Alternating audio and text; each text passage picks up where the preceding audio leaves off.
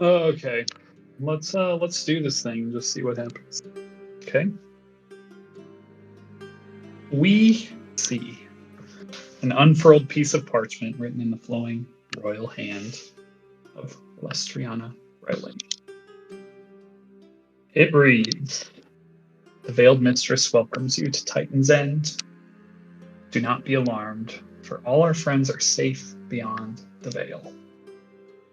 My mind will return in time, so if you must wait to hear it from my mouth, this chamber is secure enough until then. But when you are ready, beyond the veil, Rowena awaits us. As an ally in the fight against Viscerus, postscript. Stephen, I know how you feel about certain gods and their meddling in the affairs of mortals. I would urge you to place your faith in those who wish to stand beside you in the fight to come. We need not trust her implicitly, only enough to get what we want. Lagandu, Bob, and Stephen, you stand beneath the balcony of Titan's End. Anna stands at the railing, slowly trying to regain her composure and it seems cognitive capacity. Surrounding you are 13 large amber crystals, encasing the floating, unmoving bodies of many of your party members, past and present, and a few strangers you don't recognize. What do you do?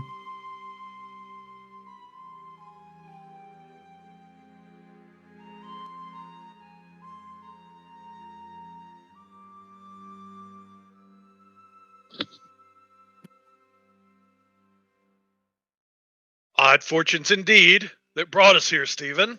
What do you make of this? I have no idea where or when we are.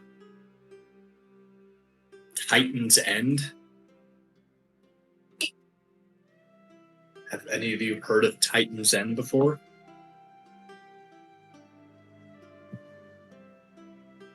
Not I. Can I make some sort of check, Michael? Seem to. You don't know Titan's End. You've never heard of it before. No check necessary.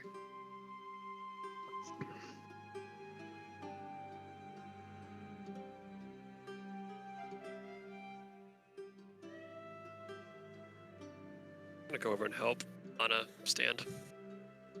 Steady yourself. Whatever. Yeah, so as you go up there, kind of helping her get up, I can't. Did Lagandu ever meet Anna? I think this might be the first time. No. Yeah, you help this person. Yeah, you've heard of her for sure. You help this half elven woman up, and you can see she kind of looks at you, like she seems incredibly just like weak, and just like not totally there, but like as she kind of looks at you, she like sighs, and you feel like there's a little bit of recognition in her eyes as like she looks into yours, but like you can almost tell that she's trying to like say like thank you, but she can't. She just seems very fatigued. So I'd say exhausted. I mean, more than mechanically exhausted, I would feel, the way that she's acting.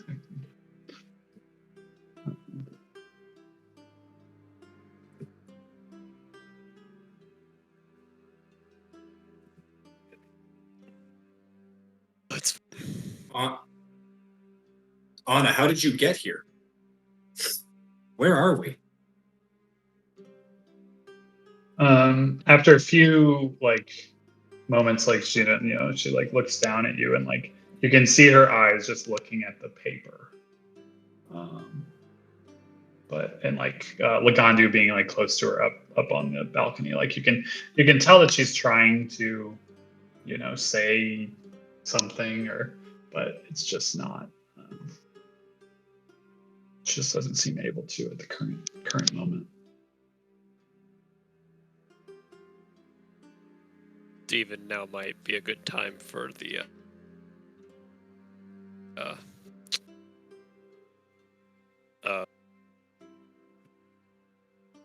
telepathy spell. Oh, telepathic bond. I'm not Yeah, sure if I she can do can that. physically speak, but maybe mentally she can. Yeah, very cool. I will begin casting telepathic better. bond as ritual. Cool. So does anyone need to do anything during the time that casting is taking place? It's like I 10 think minutes. Nathaniel would like go check on the crystals and be just because he hasn't seen this before. Like, Right. take a look at the things inside that he sees. Like, who's there? How do they look? Yeah, so as you kind of walk around the room, like looking at these things, like you recognize most of the room. I think the only ones that you wouldn't recognize would be Kale, Salig, and then Tumnus Emmy. Tumnus. Yeah, but you would recognize the rest. Sarah, Xerxes, Owl are all in there.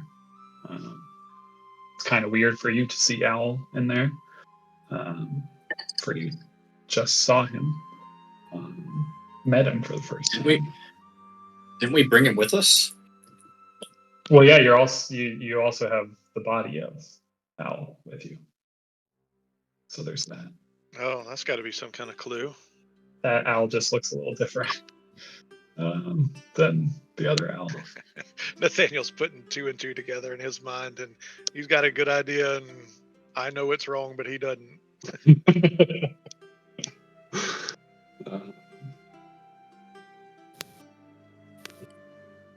And then there are now, by mathing,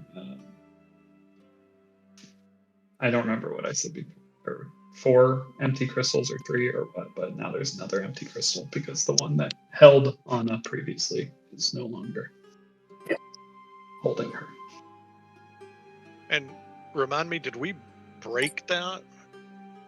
No, She just did it on its own. She vanished from within it as you guys were kind of taking in the room, and then you heard movement on the balcony above where the big shimmering, smoggy gate is. There's a large archway on the balcony, and that's covered in that like kind of dark fog.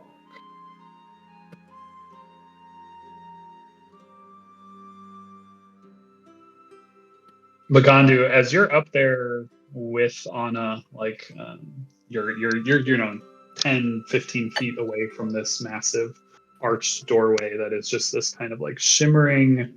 It's hard to explain because like I feel like it's as much as it's like kind of like roiling fog, it's also this like the fog is almost like dark purple, and it just like kind of swirls and intertwines. Doesn't necessarily look like one of the quote unquote fog gates you saw in the sphere. And it's also like semi-reflective. You can kind of see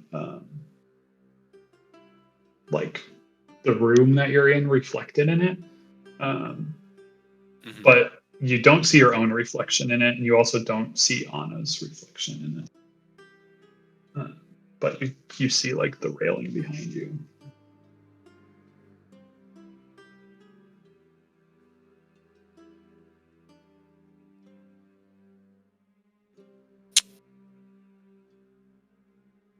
Do I see any sort of reflection in it? Yeah, I mean, not well from like where you currently are. Like you can make out like the room behind you. It's not like super crisp when you look into it, but you can see that it's reflected in it, but you're kind of well above the rest of the party, so But you can't really see down that to them. But yourself, if you kind of move around, like you're not reflecting on it. It's almost as if you're a okay, vampire. that's what I was asking. Like our figures just aren't there in the reflection. No, yeah, Okay. yourself, all the things you're carrying, all that stuff. It's not, you don't see it. Um,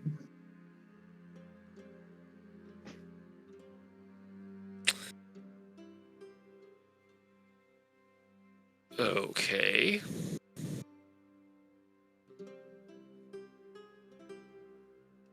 I'm gonna stairs to get to the balcony. yeah, there are two sets of stairs that can go down Okay. on either side to the main floor. Okay. I'm gonna help walk Anna down and then set her down, or let her sit herself down near Stephen and Easy enough. Nathaniel. And then while Stephen's casting his ritual,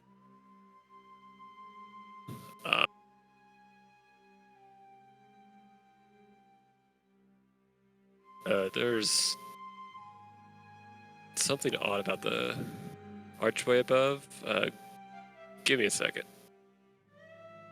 And then I'm going to go back up and...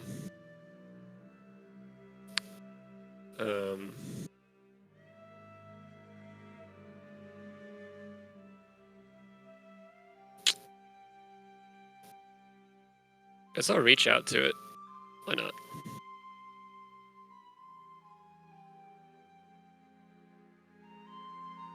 Okay. Yeah, you can reach out.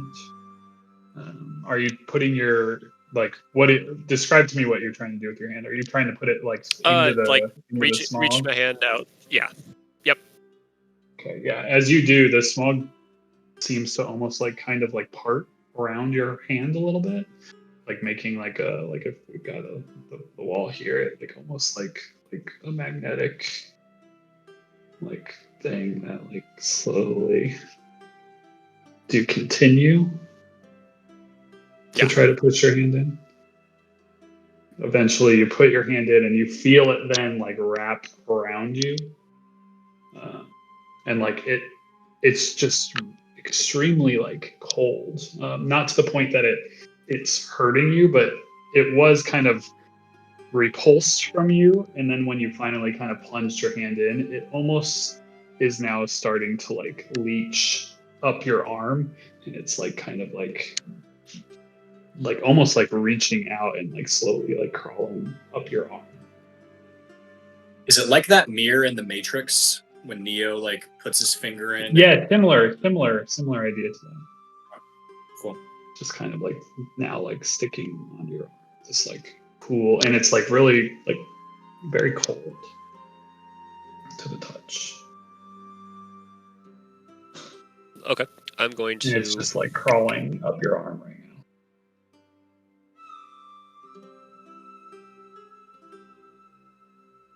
Want to really quickly. That's that. Ooh, I don't know if I can do that.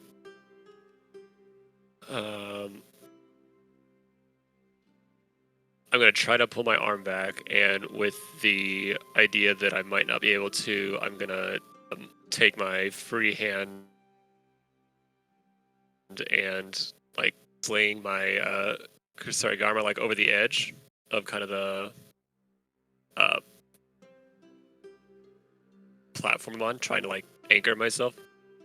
Actually, no, I'm gonna use the reaping side to do that because that's just gonna hook.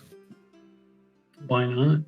Easily. Yeah, there's some like resistance that you feel like, but it does eventually release you if you're trying to pull your arm back out. Okay. Yeah.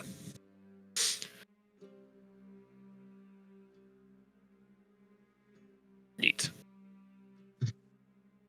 Mm-hmm. And then I will go back down.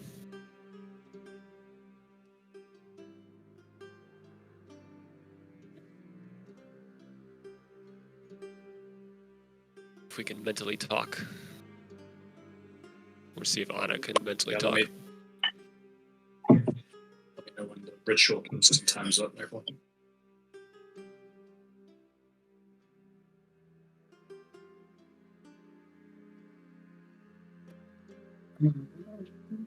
Six.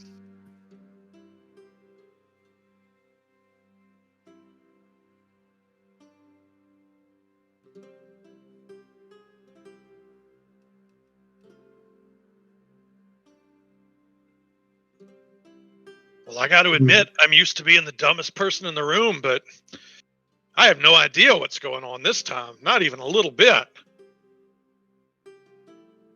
You are in good company, Bob.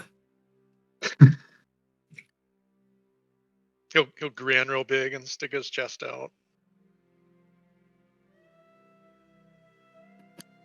Well, one thing's for sure. I and many of our parties have put our futures and the futures of many in the hands of fate and fortune over the last 24 hours. And from what I've seen you do, Stephen, it's a 1 in a million chance we didn't end up exactly where we needed to. So I trust that we're exactly where we're supposed to be through some would say mishap, some would say happenstance, but we're here now. Let's figure out this puzzle. And by us, I mean the two of you. Yeah, no, I got that. I appreciate your confidence, but I almost wish this was my own error. I, as you know, am a man of science and not a man of faith. And as Anna correctly pointed out, I'm quite weary and skeptical of these so-called gods and how they're meddling in our affairs. And if another one has brought us here, it's hard to see how it will bring us anything but ruin. And do they have the power to do that, to insert themselves into your casting?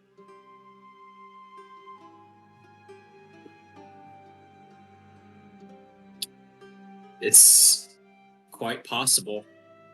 I don't know if you remember Isabel. She traveled with us for a time while I think you were with us.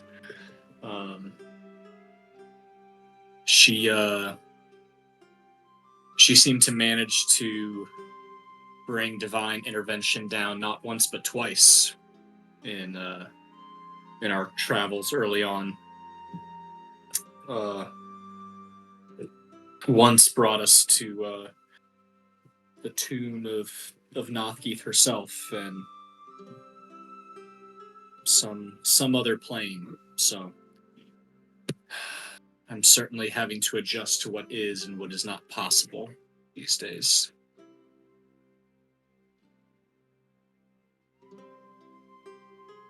Well, I'm going to chalk this one up to luck. Right now, it looks like bad luck. But who knows? Maybe our fortunes will turn and it will be good luck. That would be wonderful.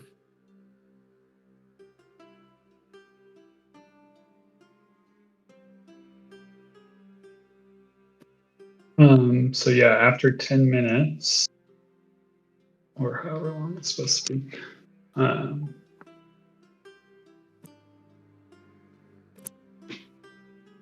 the telepathic link will be established.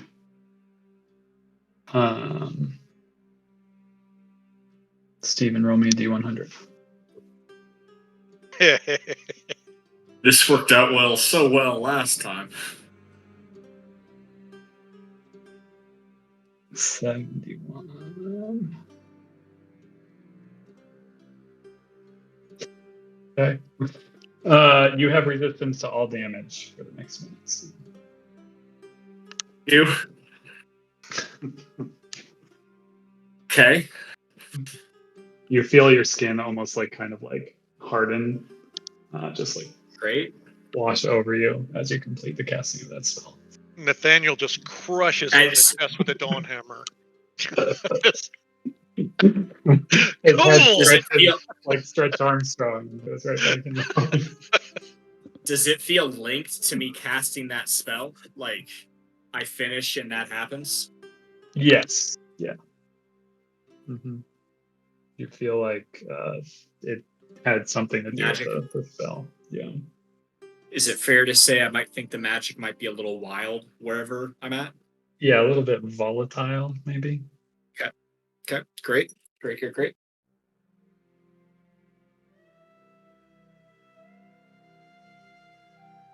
Anna, can you hear us? So what you hear is interesting. Like you can hear a soft voice, but it's the best way I can describe it is tired and confused. It like latches on to some of the words that you said, and it almost like repeats them back to you, but just like you just like she's not fully there, like she's not fully responsive.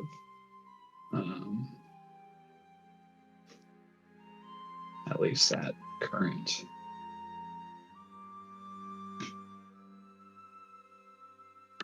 But like the link has been established. It's just kind of strange. I don't really know how else to describe it. Like it's not like when you linked with one of the creatures that was part of a hive mind or something. Like you don't hear that. You also don't hear static. It's just like you almost hear it as if she's just not strong enough in mind. Like it's almost like her mind is matching the strength of her body. Like she's just like totally wiped.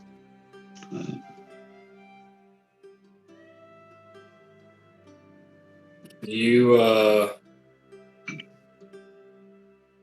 you link the text of the letter? Yes, I can. Just let me open up that on the computer.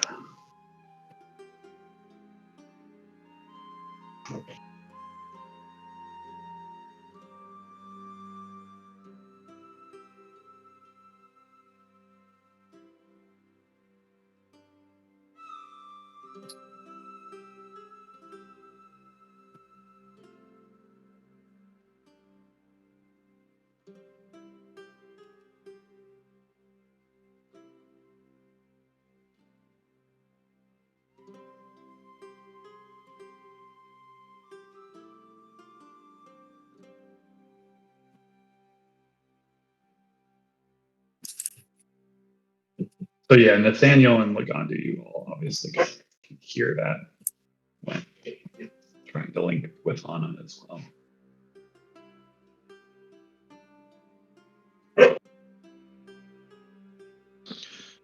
And remind me of the setup here. Is it like 30 seconds to like poke a head out the door and look at the outside, or is it more of a journey to get out of this room? Yeah, I mean there are like exits on this level. There are some above, but yeah, you can see a tunnel like going out. Multiple of them. Like he'd probably just check the surroundings. Around.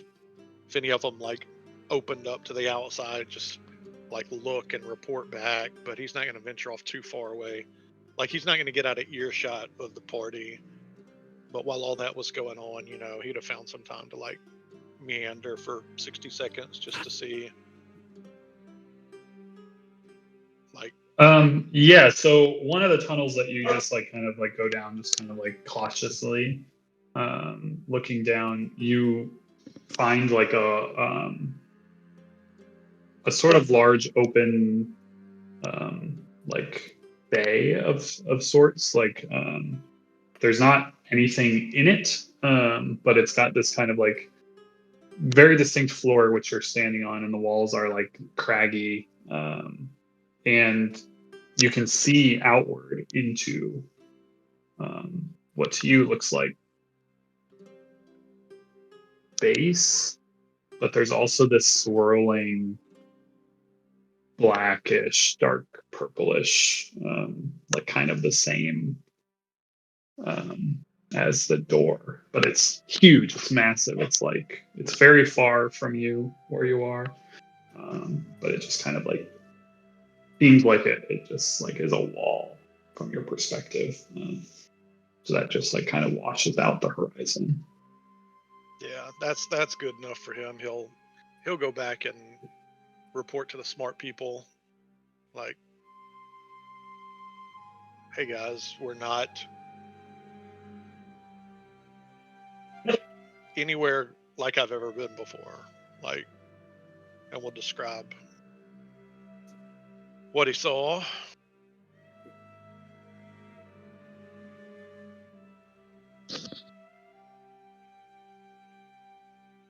Not in Kansas anymore, as some people would put it.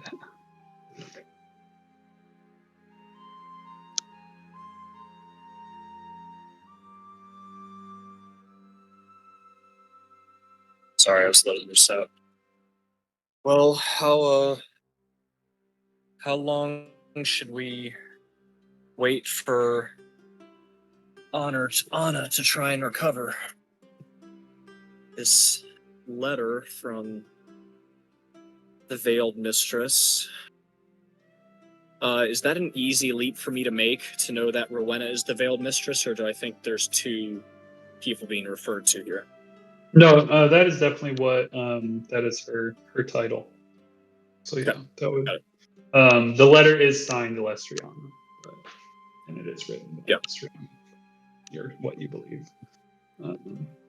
But yeah, the Veiled Mistress is the title of Rowena.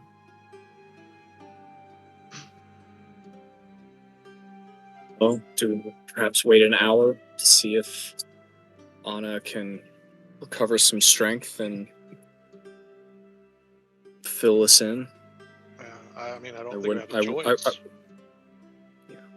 I wouldn't mind the chance to short rest. I mean, unless telepathic bond also hit everybody in the crystal, and they tell us what the hell's going on.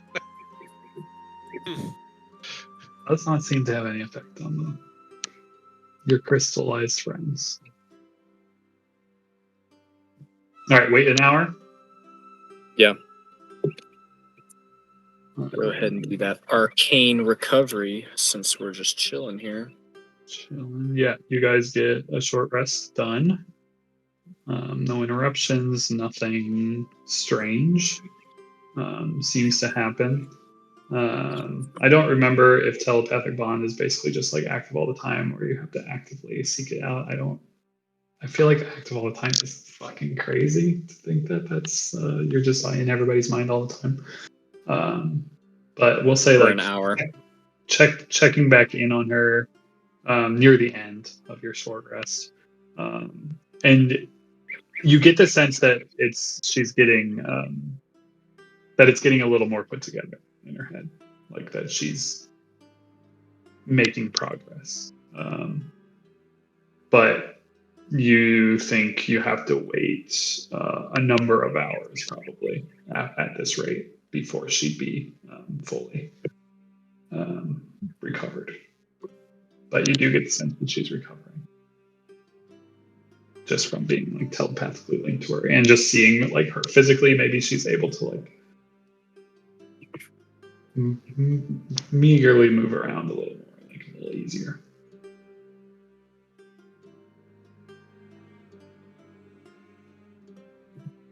Blagondu, what do you think?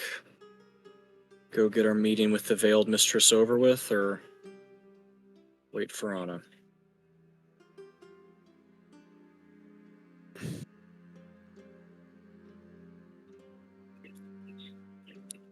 I mean, does it look like in this short amount of time that Anna's done any sort of recovering? Yeah, a small amount. But you get the sense that it's going to take a number of hours before she seems like she'd be able to fully return.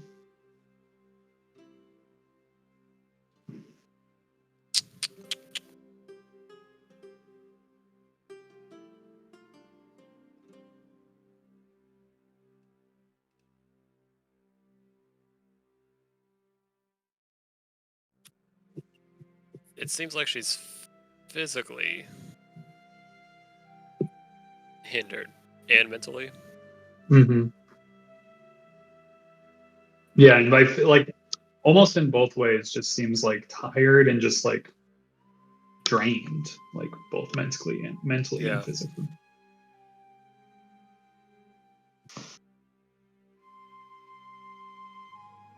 I mean, shouldn't hurt to wait.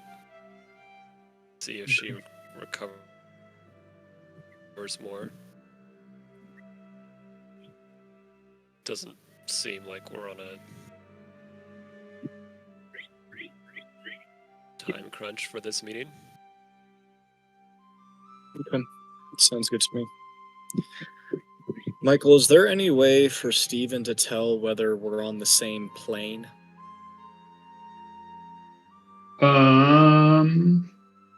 I don't know. So no. I mean, I don't know what's on that character sheet. I don't know what's There's no check I can do. There's just no I don't think you could necessarily do it by observation or okay. Then yeah, that's all it would be. I don't particularly. have any spells that would Yeah, I mean help this here. this place definitely is like very alien in construction, like to you. Uh-huh. But like I don't think there's any like give and tell or anything that you'd be like, oh, we're in blah blah blah. You know? But Yeah. it all feels very strange and very alien. So I don't think that's a giant leap to make, but I don't know if there's any like there's not any like can't roll like a whatever check just to be like, oh yeah, this is where we are. Mm-hmm. But there is the fact that you know some of these people went into the astral sea, Yeah, for sure. but you also didn't go into the astral sea, and now we know you're evidently here. Okay. So I don't think it's a giant leap for Steven to make. For Okay. sure.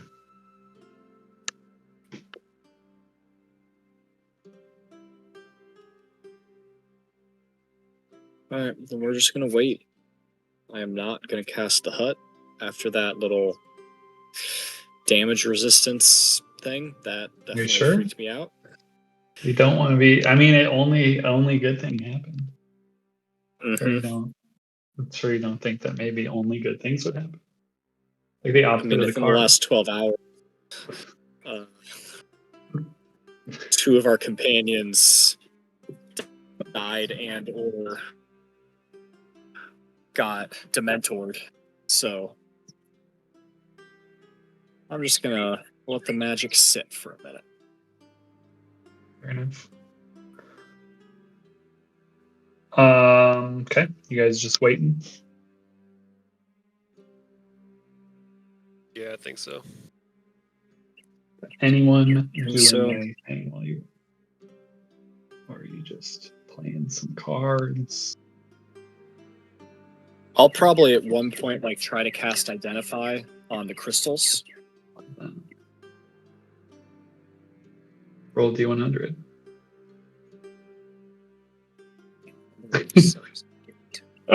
Such a habit.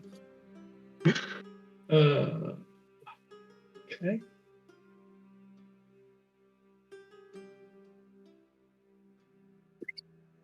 love that. So the crystals, once you complete the spell, you don't get anything back from them. Does not register. And we'll say if you were planning to tell anyone that, no words would come out of your mouth, but pink bubbles would float up in the air. Fantastic. And for the next For how long? For the next minute, Okay. whenever you try to speak, pink bubbles float out of your mouth. I'd try to speak right away, see a bubble, and stop. I hit him in the chest with a dawn hammer again. His ribs break and he tries to scream, and a giant bubble comes out of his mouth.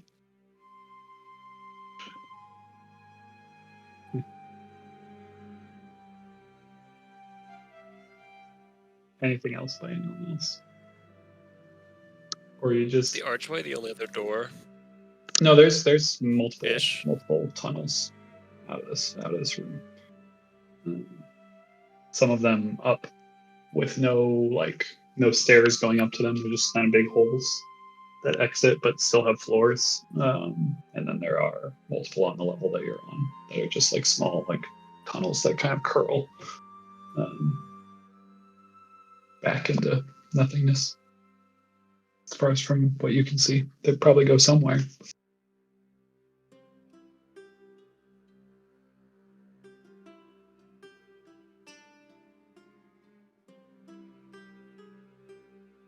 How long are we wanting to rest? Good question. 1 or 8 Say hours? we've waited 1 hour. We'll give it. I mean, from our clock, it's still morning, basically, right? Mm-hmm. Body clocks. It's from sometime in the morning. You got energy for days. We don't get the benefit of mornings.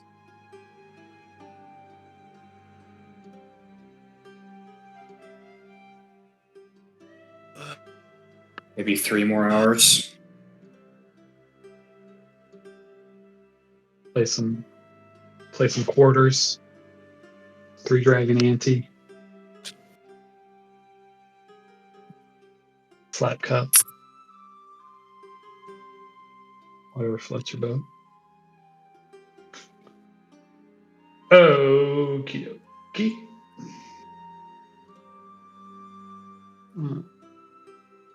As time goes on, you can see Anna doing a little more things. And nearing the 4-hour mark, after she maybe laid down for a while to rest.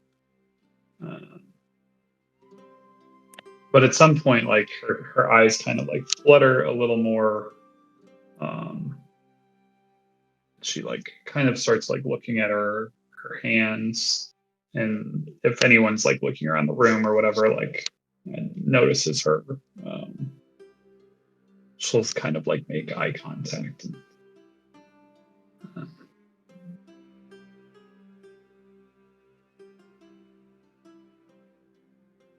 look around the room and kind of start. You can see that she's taking it all in, and almost taking it all in for the first time, even though she's been here for hours now at this point.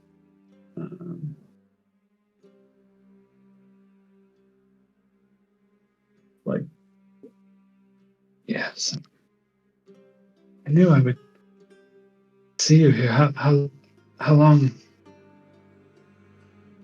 have we been here? I was hoping you could tell us.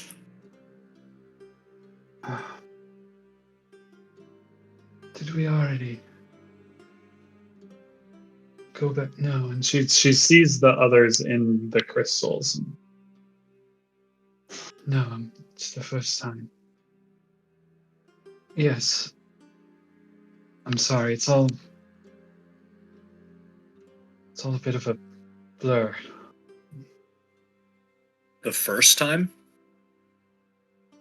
Yes, my mind is still a bit confused. I thought perhaps I'd already got you, that we'd already gone back in. I didn't actually expect you to read the note and going. I wrote it in a way that was meaning to both put you at ease, but also make sure you knew that what we're dealing with is powerful. How did you get here? I was attempting to seek it out, and she like looks around and she sees like Sarah and Owl next to that empty one. We were, well, trying to find it, sort of. We didn't know what we were looking for, but Rowena was also looking for, well, not technically us, but us in some way, shape, or form. The royal us. We were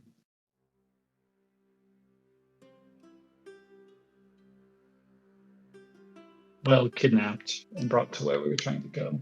And she's like really racking her brain.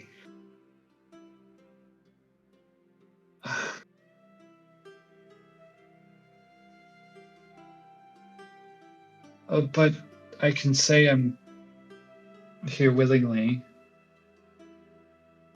for the most part.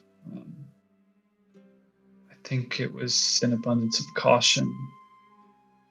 Exactly how we were brought here,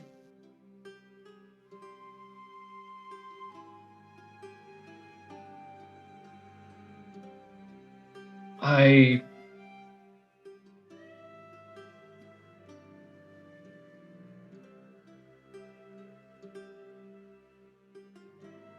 know how you feel about.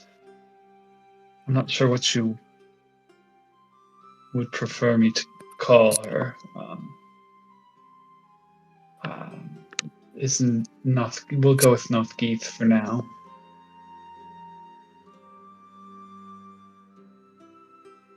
I saw her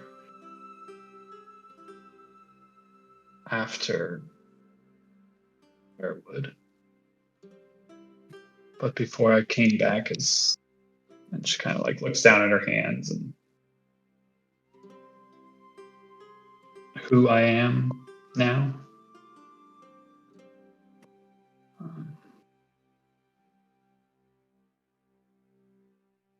And while she was trying to help us find Rowena's ember, we were seeking it out, Sarah. And I don't know if you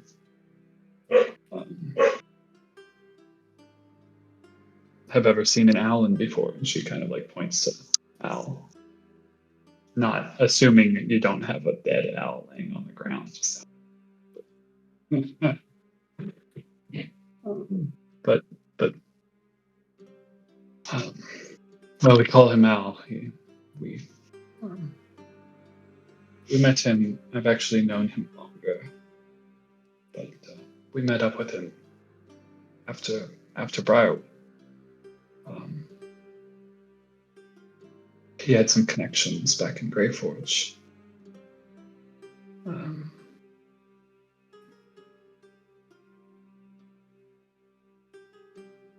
But anyway, we were coming here. We just didn't know exactly where here was, or to be honest, is. But we are in the astral sea.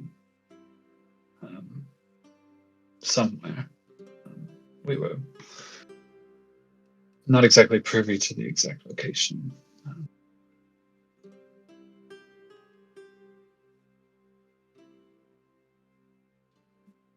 But everyone Why are else. we here?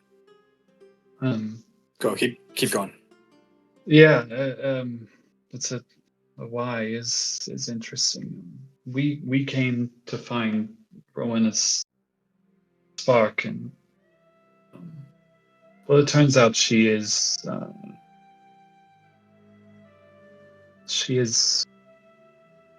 as alive as any god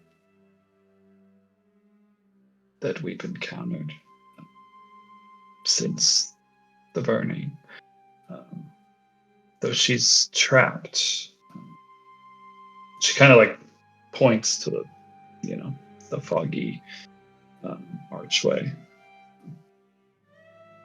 She's cut off from the material plane and celestia, the same as all of us. Beyond that, to my understanding, is the far realm, a place where things that would only destroy our mortal minds exist. And from what I understand, our bodies are kept here. She points to the crystals, but our minds travel to where Rowena is, where everyone is right now.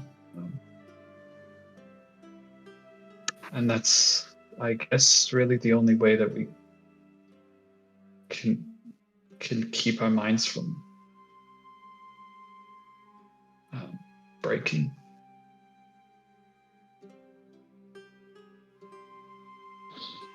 That's why it takes a bit longer for us to get up and moving when we come back. The longer you stay in there, the worse it seems to get. Well, some of us have been in there a bit longer than others.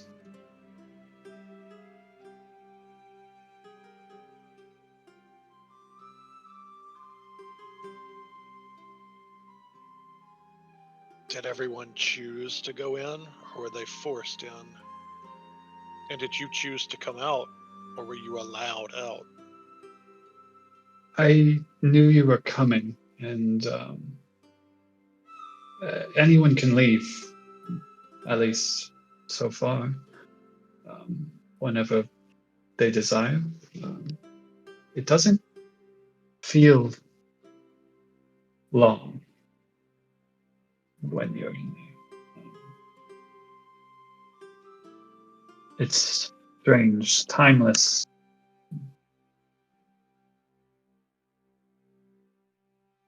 Selig was there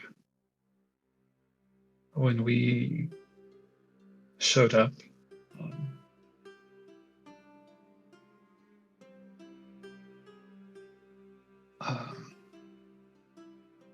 Similar story, just different origins. False pretenses, certainly. It seems in her nature to be deceptive, careful.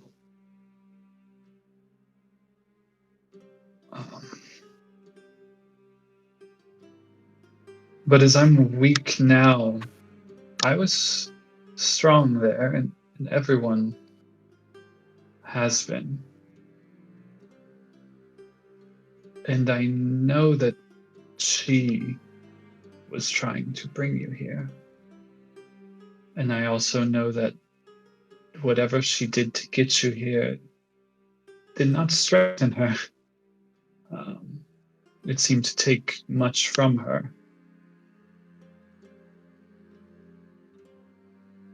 And I don't fully trust her, but I feel we have.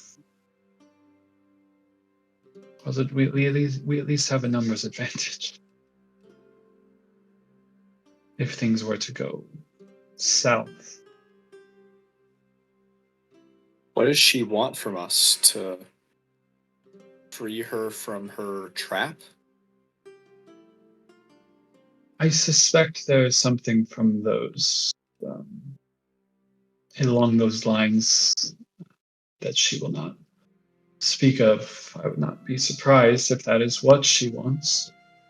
But she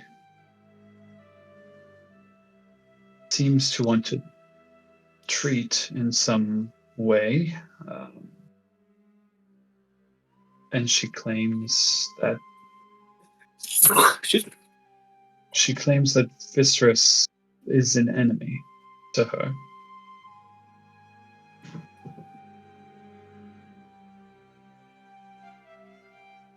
Though I don't.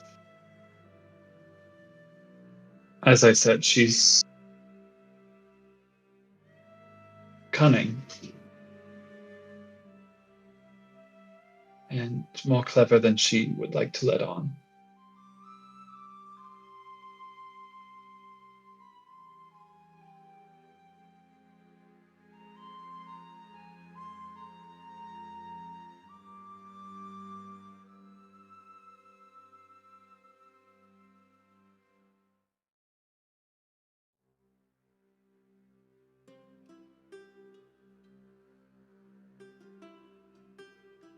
Well, fellas, seems to me this god needs us to have access to the material and maybe celestial plane. And apparently what we need from her, we don't just reach out and it appears in our hand like in other places. This one's alive. How do you take the essence of something that's alive? What else do we stand to gain from going in there?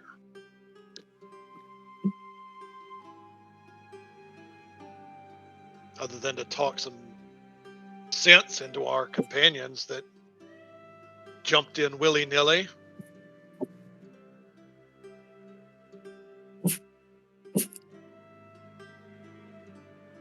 Perhaps a way home. I don't think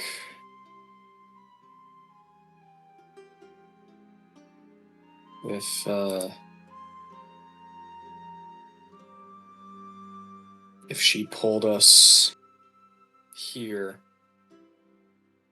I don't think that I can get us out of here without her assistance, as loath as I am to say it.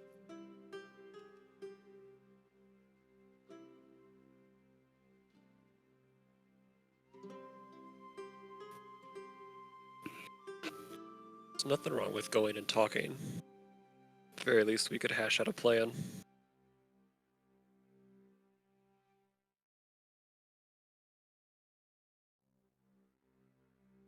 Not worried about talking. I'm worried if she wants to do more than talk.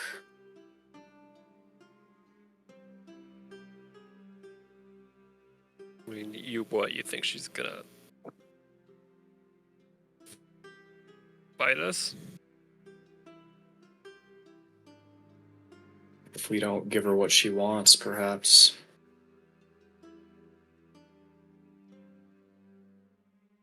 I'm not sure she's in a predicament to do that.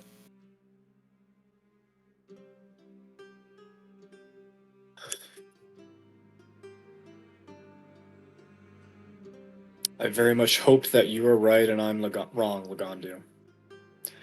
I just carry the trauma and experiences of these last few months quite heavily.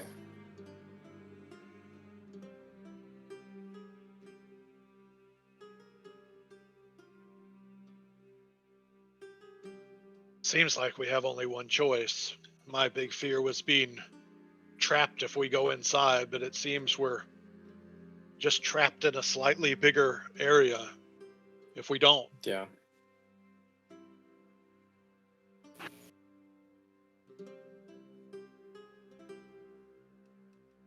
Yeah, pretty much. There's only one thing left to do.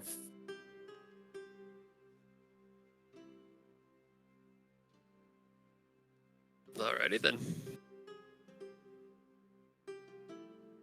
Get to it. Yes, let's get to it.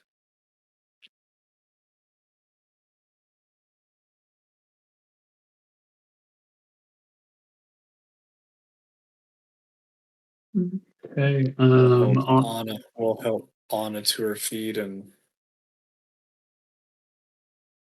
She'll kind of like point up towards the thing and like tell you like, all we have to do is walk through. Buddies will go into one of those. At any point you wish to leave, all you have to do is think it.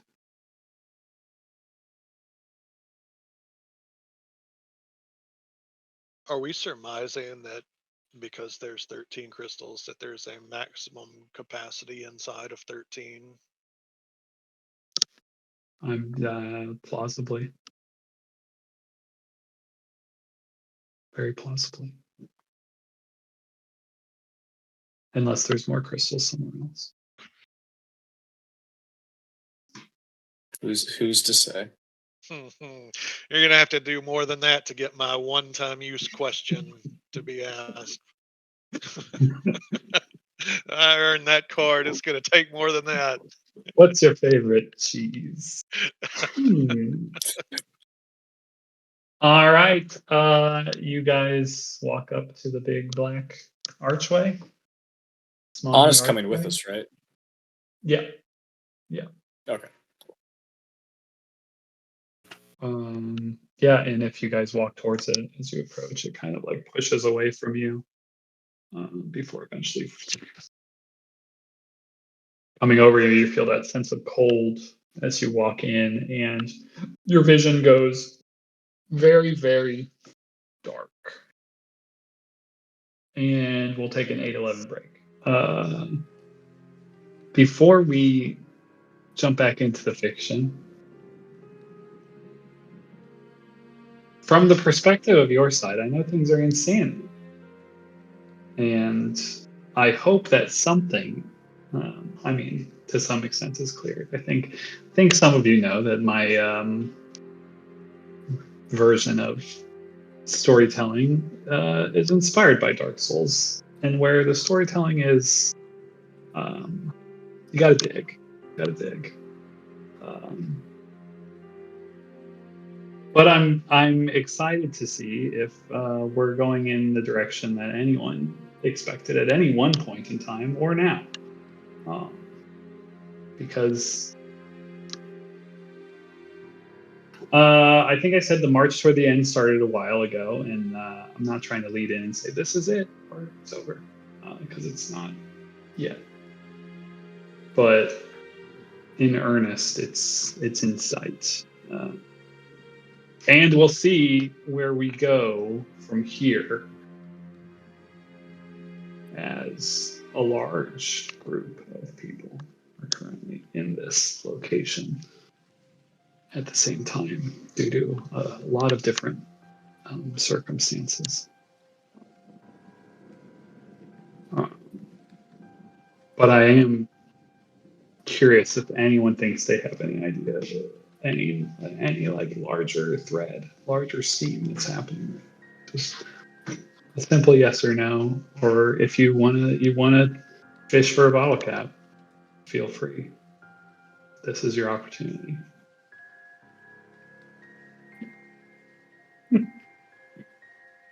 There's a war going among the gods, and we are their pawns. That's my best guess. Solid.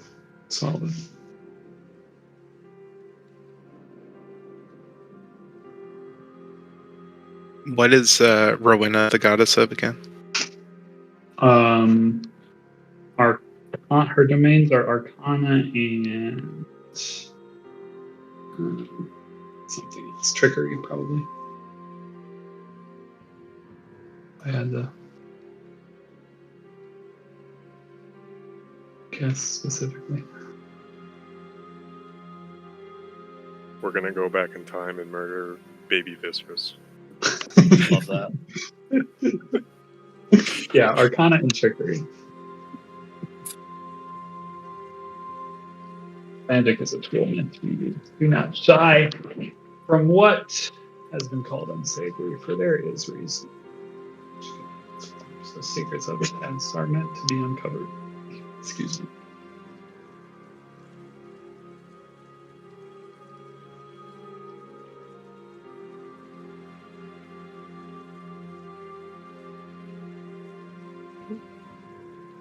My Google Sheets just died.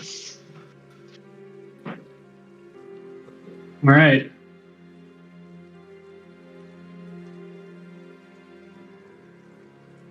Jump in. So even Bob and Lagandu and Anna and my dog. So come here. Where did Bark come out? You step through the archway and you feel that cold wash over you. As it almost feels like it kind of like grips you and pulls you through. And then there's this moment where you have this out of body experience. You see your body suspended along with all the others in the amber crystals. And then you feel that vision point where we're seeing out of, pulled through the same place that you just walked through.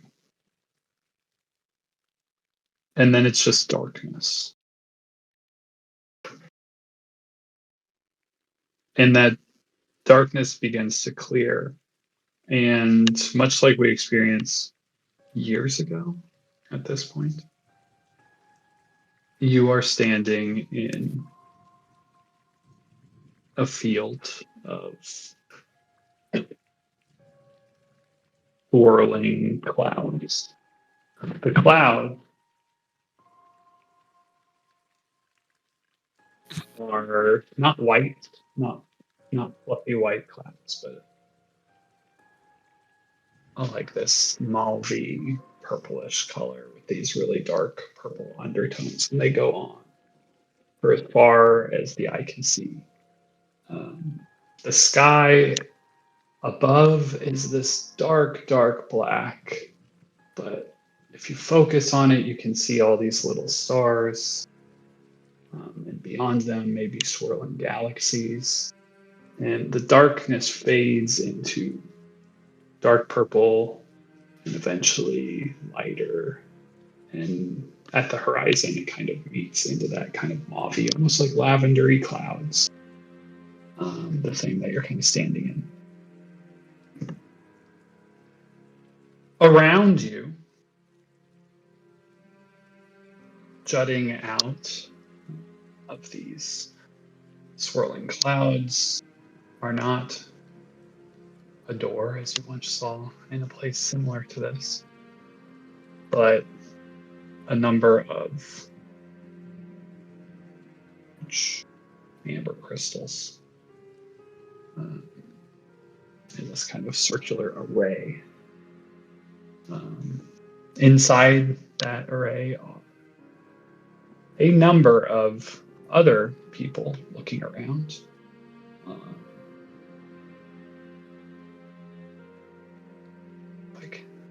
there we go.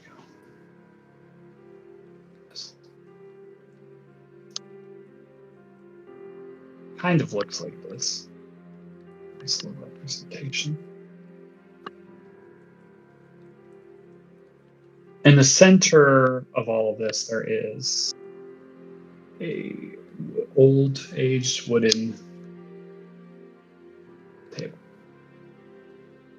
with a single chair that is currently empty. On the top of the table is not the camera rock, but is a small stone brazier.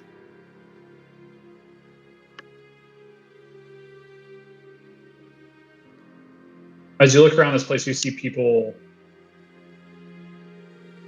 that some of you have never laid eyes on, and some of you haven't seen for a while.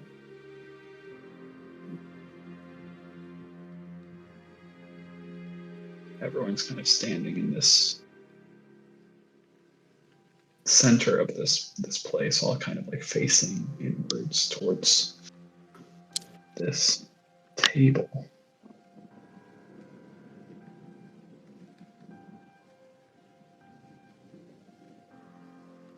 And slowly, a figure begins to phase in the single chair at the table. As she does,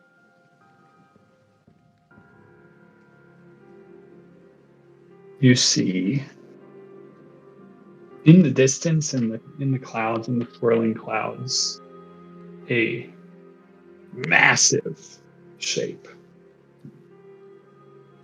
that kind of like breaches the cloud layer in the distance, like a massive scaled serpent of some kind, just kind of like move, and you just see like a bit of it in the far distance. It's hundreds of feet away, but this thing must be the size of I don't even know.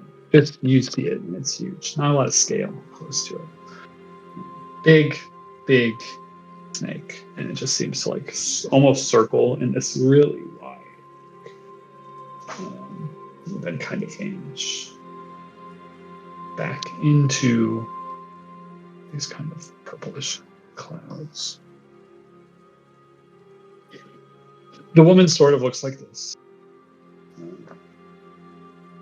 Older, has the shawl covering her face. She sits at the table and just kind of like her face is mostly covered in shadow, but you can kind of glimpse that her eyes are likely blind as they catch the light.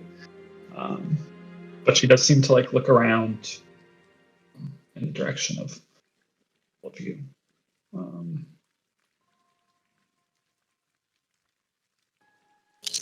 And she quietly says, "Greetings. Welcome to my prison. Come." And as she says come, all these chairs just kind of materialize. And the table almost like still feels really small, but like almost extends to a size which would allow you all to sit at. It has been quite a long time in the making now, hasn't it? I am glad that most of us could meet face to face. I don't hope to keep you here long. I'd rather your bodies be strong as your minds when you return. Know this, you can leave at any time. I'm not holding you here against your will.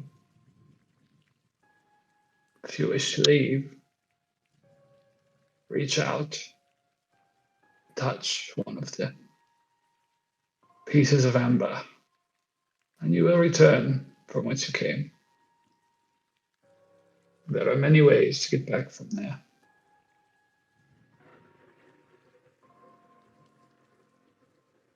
Now, where should we begin? I am sure you all know a great game is being played. You've not been notified of the rules, nor how the pieces work. Yet you've been forced to join. It's rather unfair, if you ask me. A great many prophecies written by an outsider. So far, far away by now, be folly to think. that they still care to watch it play out themselves. But still, oracles, seers, the beings that call themselves gods, and the cleverest of mortals decode, puzzle away, decipher the great mysteries of the ancients. The gods you know are dead, but a chosen few carry forth their sparks. She kind of looks around at those of you with embers inside of them. But to what ends? To get there, we must talk of beginnings. And my cards must be set upon the table as well. For I, too, was playing the game. I was approached many moons ago, long after my children had grown, and I had been put out to pasture, approached with a promise in exchange for something. An army. At that point, I had existed beyond the veil for a very long time. My prison truly existed before the gods even arrived here. Just when I thought I was free of it, I was given a new one. Divine oversight.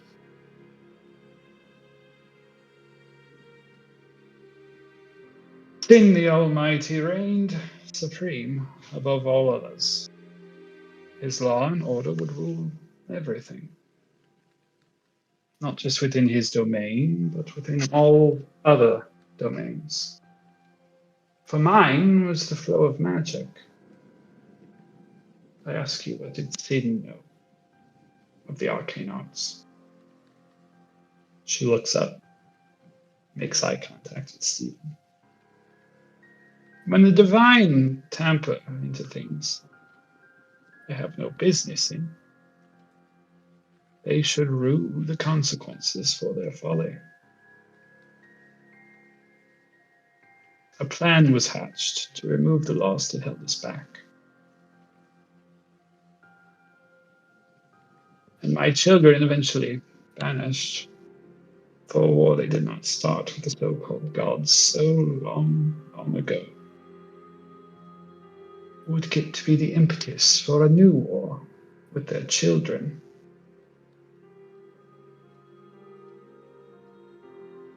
So it was I, gifted the primordials to the one you know as Viscerus. And while he secreted them through to your world,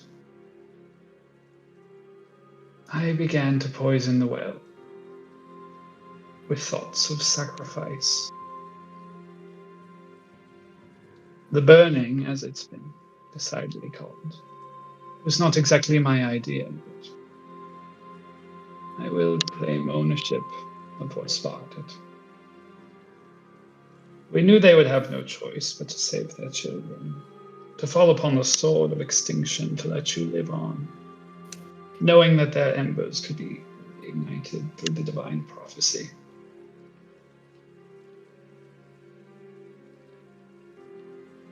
Some may call me deceiver, but I am the most recently to be deceived.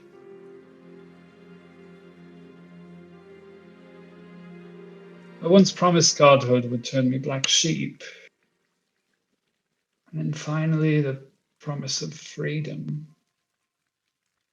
unrelenting power for the arcane, would find me in an even smaller cage. You see, Viscerus had other plans. While I believed we sat at the same tide of the table, turns out we were playing at a game all along. He wished not to break the Pantheon, but replace it, rearrange it, His plan had been in motion for millennia, plotted along with every potential outcome accounted for, it seems. Except for maybe one. I know some of the things that I've said will not sit well with some of you, maybe most of you. And perhaps my imprisonment is not punishment enough for the sins you see tattooed upon my skin. But I can offer you knowledge. I can offer you opportunity. And I can offer you my spark.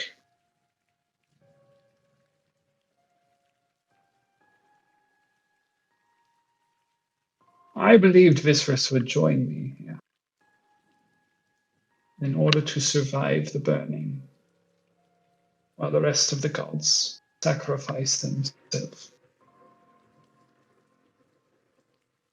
I thought some plan would be put through our combined intelligence, cunning, and arcane ability, that we would be able to find our ways out of this place.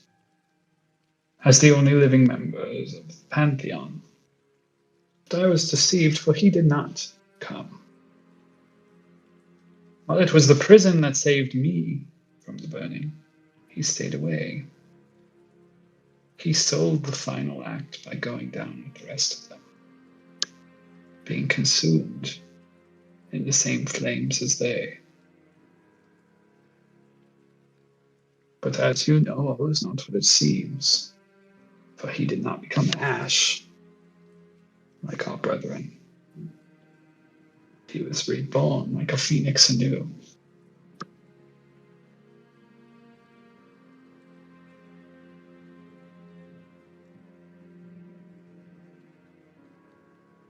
Millennia he had studied into the necromantic arts.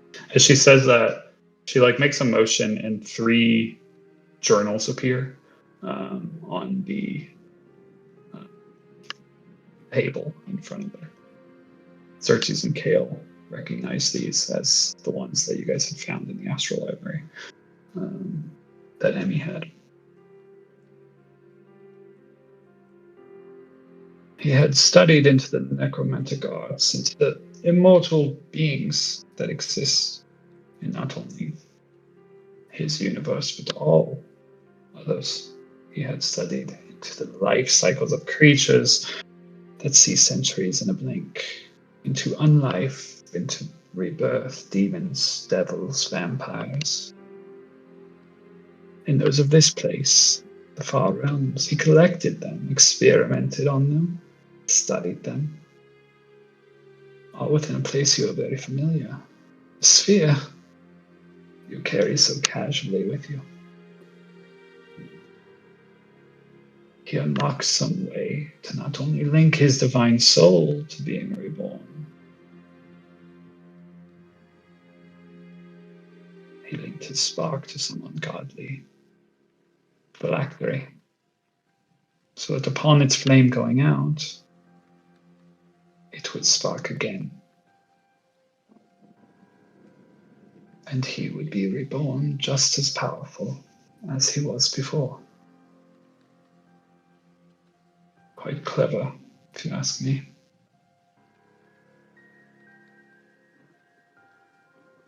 She looks around at all of you. You can feel that she's trying to take in the vibe of the room. She is trying to see whether or not any of the things she said are pushing anyone towards violence, or if the discussion is still being had. She's making an insight check on and since I can't see Discussions. what you're thinking. Discussion's still being had for Steven, at least.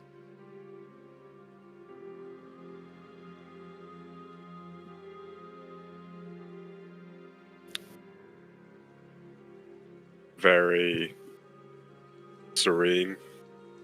but almost to the sense that maybe he's not actually taking everything in.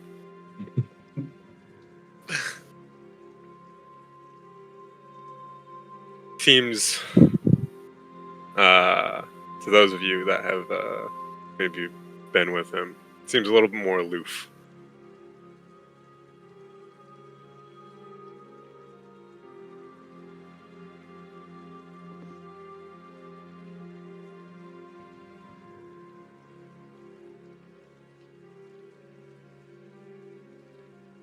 She kind of like sits back in the chair. And as she does in the distance, you see that like shape again, just kind of like emerge and go back beneath. And it's just like, very far from where it was previously, just kind of like breaks, almost like it's like in the middle of the sea or something.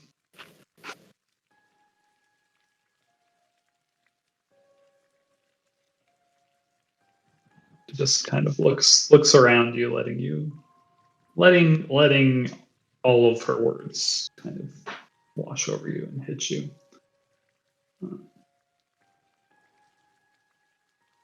Kind of waiting to see how anyone responds, or where they want the direction of the conversation to flow before she would be willing to let loose any more information. She is happy that she hasn't taken like a firebolt to the face or something. It's a mess. Not that she thought she would. Nathaniel will speak up. Having just gone through this extensive series of good luck, stumbling, like good luck that people came into the mind of Clavius and it booted him out, and then good luck in meeting up with companions instead of random people, and then good luck finding the way into the shrine of Botilla, good luck beating death, good luck with the cards, good luck getting the Emperor. Like, he wants to ask her, like, because it feels like the coin is turning on the other side now. Like, you say he wants to rebuild it instead of destroy it.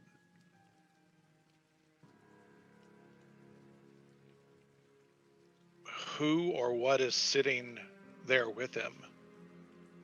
What becomes of the sparks that are out there now? Currently, there are two that sit beside him. I'll be honest, I would have hoped more could have been achieved.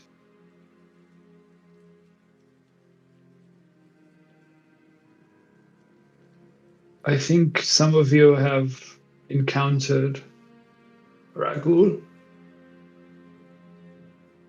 a powerful draconic sorcerer, as well as Neith Kai, a shadow dragon that has been in his employ for some time. Each are not fully whole, but they have lived many long days. They currently sit beside him as lieutenants, each of them holding an ember.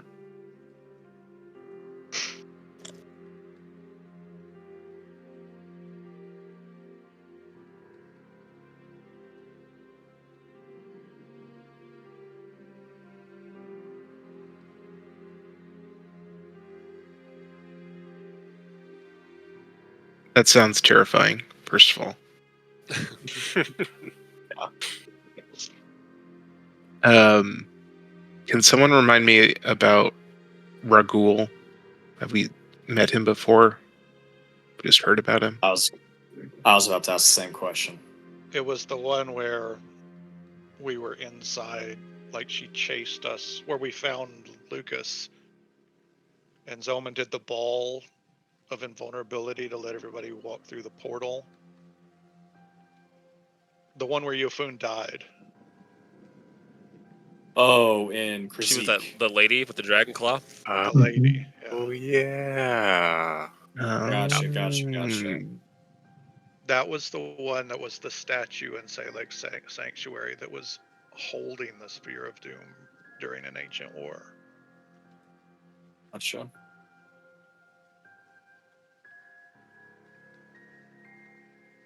Yeah. And then we just saw the Shadow Dragon for the first time last session. So are we to take from this that, and this is kind of thinking out loud, but like the intro from last week talked about who will be the 12 that kneel to the one in the throne. Like, is she saying that her plan is to like subjugate Ember Holders, or is she fine just, or is Viserys fine just like snuffing them out, basically? What are we gathering from this? You're probably not entirely sure, but you can. Do you want to ask Rowena that? That is In exactly some what I way. want to ask. Okay, yeah. Yeah, I mean, Lagonda was about to ask like what our role was in all this, Why is she telling or us where we this? came into that, or yeah, when did we become part of the game?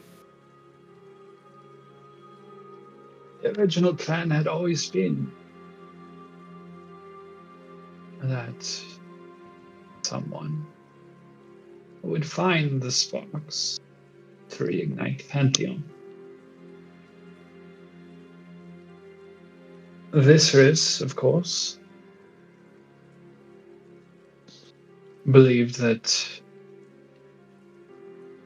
he had a way to make it so when those sparks reignited, they would burn out for a final time. And he and the few that he chose as disciples, or whatever you may call them, would rule. He sitting in the celestial throne and the others below him. The dragons that had served under him for millennia,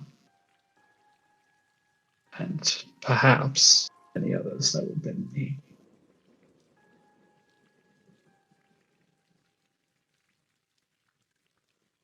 I know now that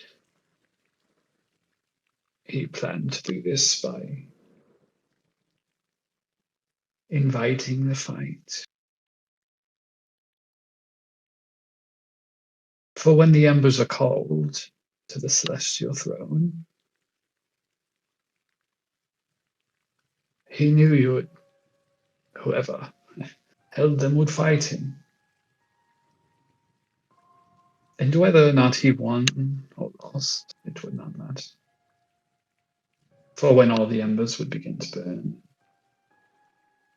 exalt and transform into what they would become, he would be reborn. Unless we destroy his phylactery first. Exactly. If the phylactery is destroyed, then his spark cannot rebuild. And he can burn out just like any of the others.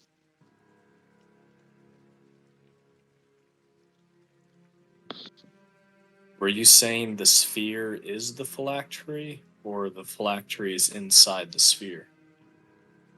The phylactery is inside the sphere. The sphere is but a doorway. The In sphere the temple, exists I'm guessing? Beyond the Temple of Extraction, yes.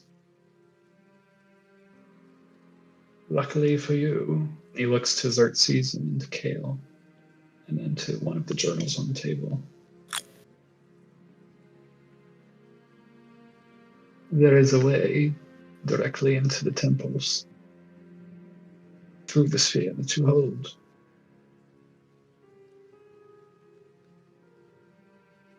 You'll need to find the phylactery chamber beyond it.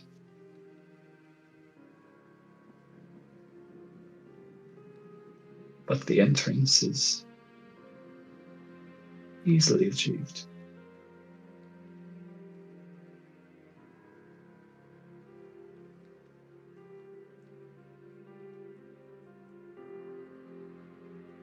But there is also the...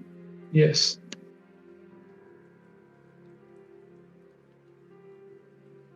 And what of others Which that others? have been helping you? Or have The been helping primordials? us? No, the Isabels. The ones that we used to run around with. Yeah, she'll look to over the towards east. Anna. Yes, Northkeith was reborn in a manner that I can't say anyone expected. I have not spoken to her directly, but I believe she is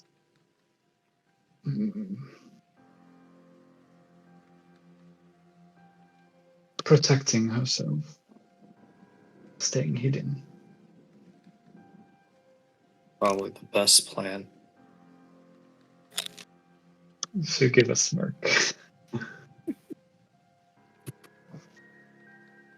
Well, she is in a weakened state. Not unlike me. Though she is not imprisoned.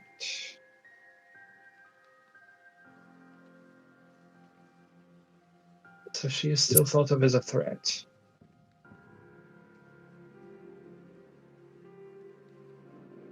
But yes, there are others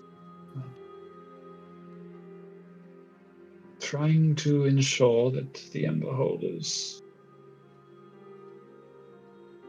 do not fail.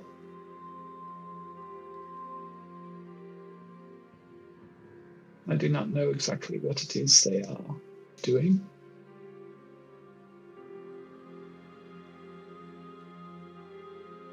But I can feel their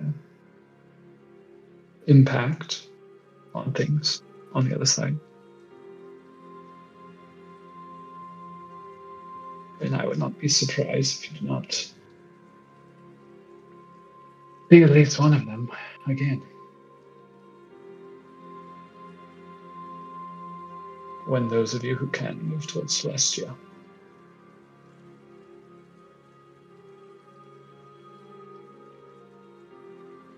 We've collected 4 embers, right?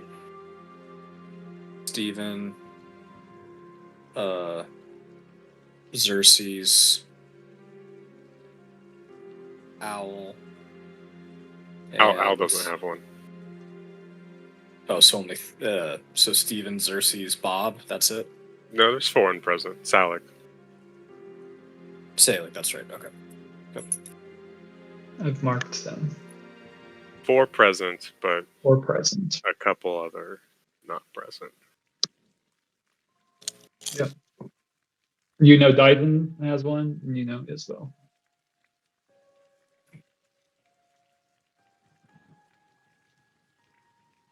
So help me clarify your end game. Yes. You wanted to break up the Pantheon by forcing the gods into an impossible situation just to have the embers rekindle and reform the Pantheon? Originally, yes, but the Pantheon would not have reformed fully as it was. That is what the gods intended, was that they would sacrifice themselves and return in one way or another. I put my trust in one who shouldn't have been trusted to believe that we could have reshaped the Pantheon as we wished, and that I could have foresaw, we'll say, arcana and law.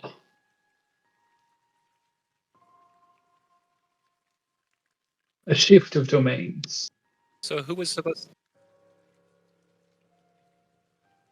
So I- who in your resolution was supposed to be sitting on the throne?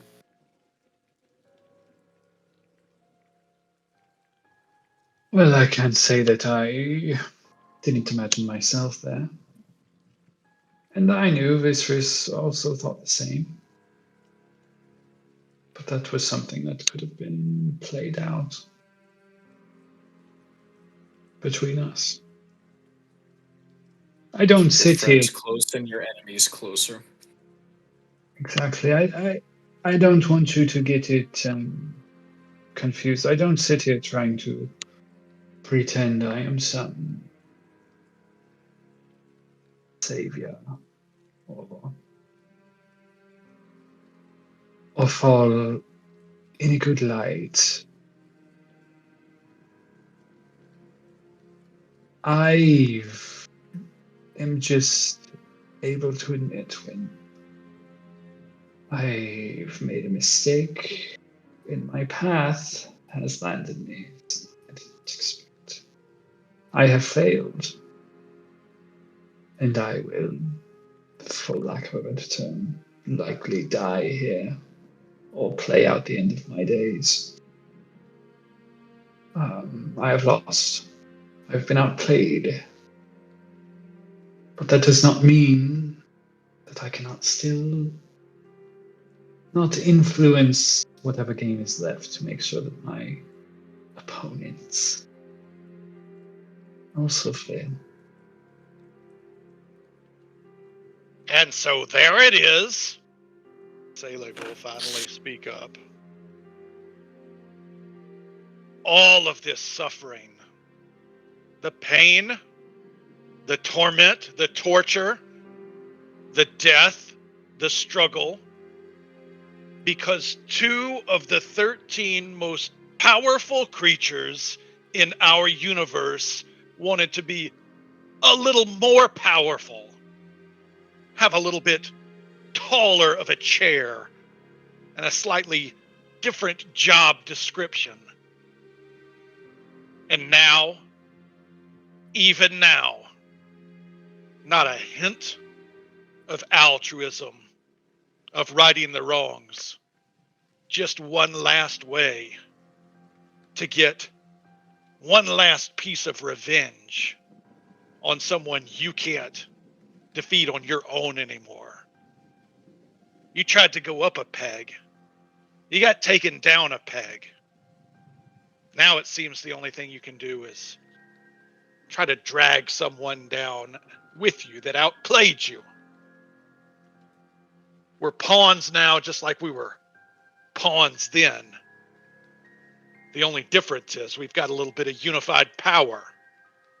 So why don't we just cut to the chase and you tell us how we can help you get your revenge. She kind of smirks and laughs a little bit. You are not wrong.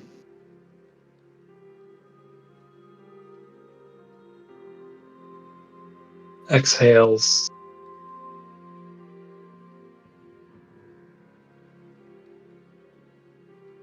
There are many ways.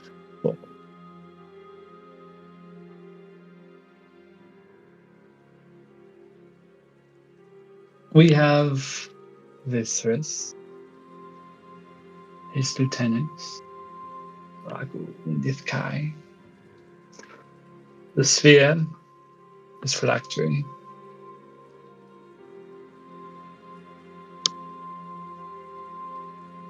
We have an army of the undead marching to a portal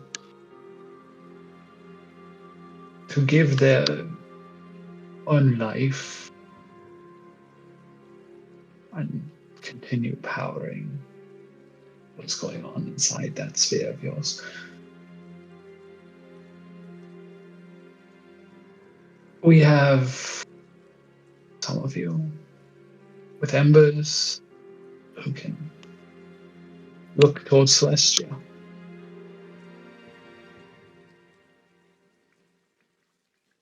You all carry that spark inside you. Potential of the gods.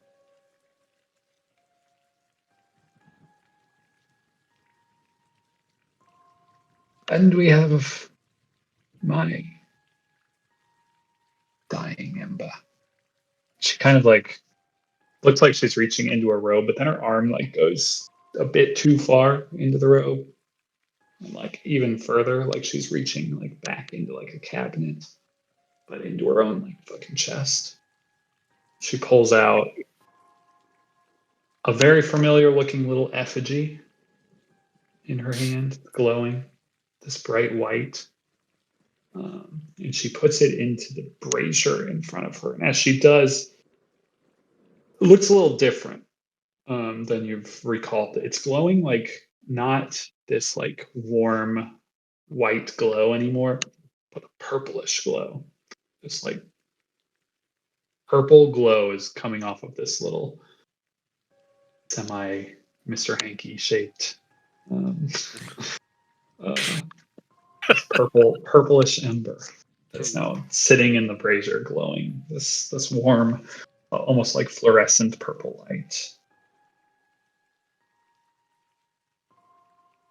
My ember, my spark, my life force. I would offer it to one of you who could agree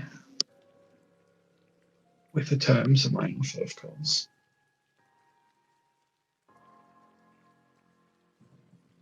And I can help you, whether that be send you to where you need to go,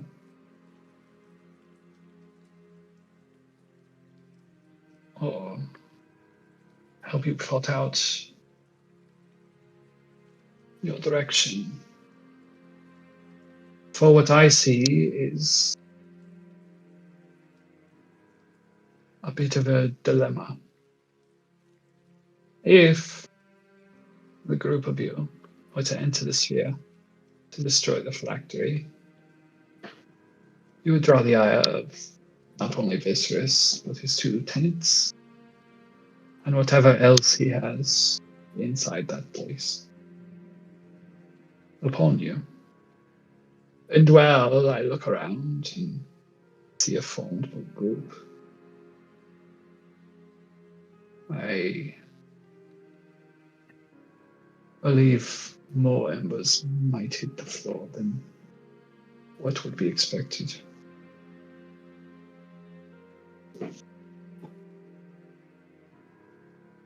But if those of you carrying the sparks of gods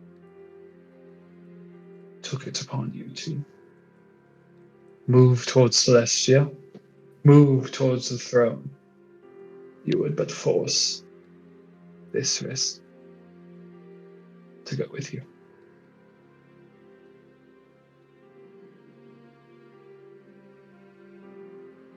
For he would see his great plan playing out in real time.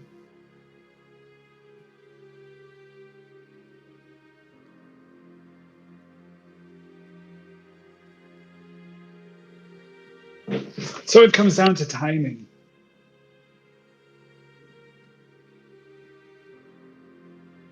Can those of you without the spark. Do what must be done within the sphere. While the rest of you make one last stand in the battlefield of the dead gods.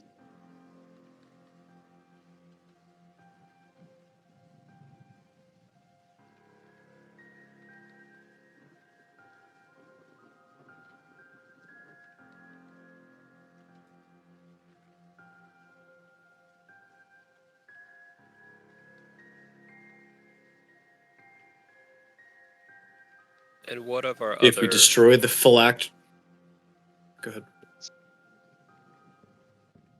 What of the other members that we were traveling with? Emmy. Well, they're a great. Oh, those. Sorry, I didn't know who was talking. If it was Dandu or Kale. Both large cats. I get confused. Yes, so Kale and Xerxes, you know that Emmy, Tumnus, and Rourke came in here with similar goals to you, but also they were on an ulterior path. And they have moved beyond this place, further into the realms, under the protection that Rowena could give them, to chase down a different trail of breadcrumbs, a different threat that is threatening their world. The worm that walks. So that's where they're headed. But we do have the decoded journals that Amy so impressively decoded. That will get you some things moving forward, but we'll get on to that. So Okay. those three are elsewhere. I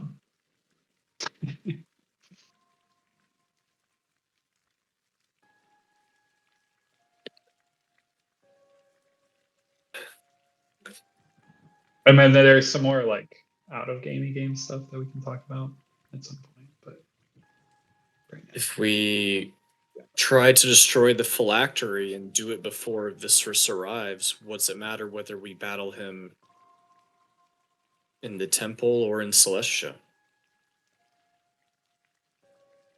You will not reach the phylactery if Viscerus has not already been drawn away. He will see you coming if he is not already drawn to Celestia.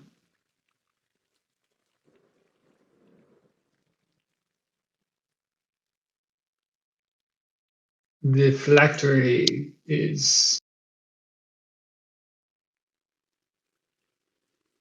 the thing of utmost importance to his survival. He will not let it out of his sight unless the one thing that he holds more important is under threat, and that is the throne.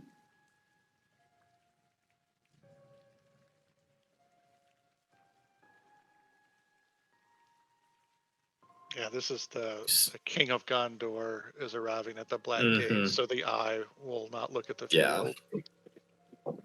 As Legolas said, a diversion.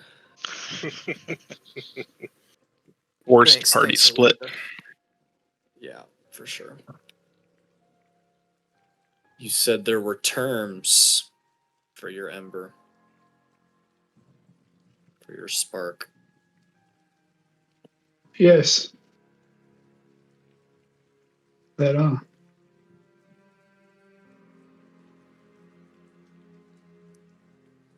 Care to elaborate? Yes, let me look into my pocketbook.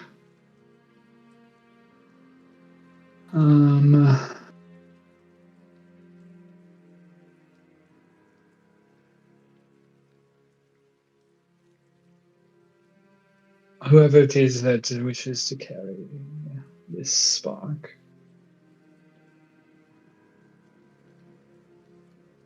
must do so under the agreement when the time comes. They will allow it to ignite.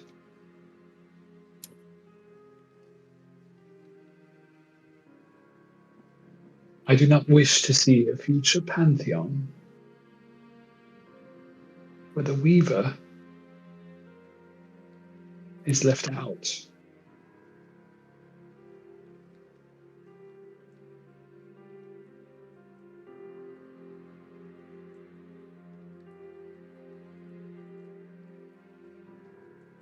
Is that a choice that each of us has? She kind of looks to the ember holders.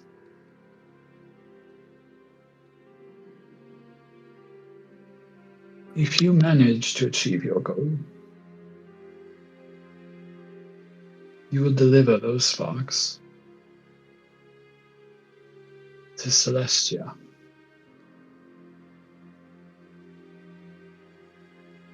While you are there, you will allow them to ignite into flame and become gods. Or you can let them go out, return to whatever life that is that you'll return to. The Pantheon will reshape things, as they always do.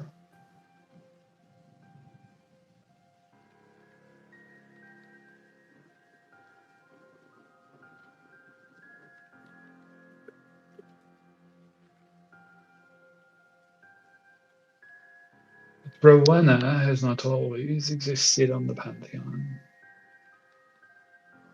The Veiled Mistress is I. She looks to the Ember. The Weaver, however, serves a place. She always has. I am just her vessel, currently. It's like purple white glowing on her face. When she looks down at it, she smiles.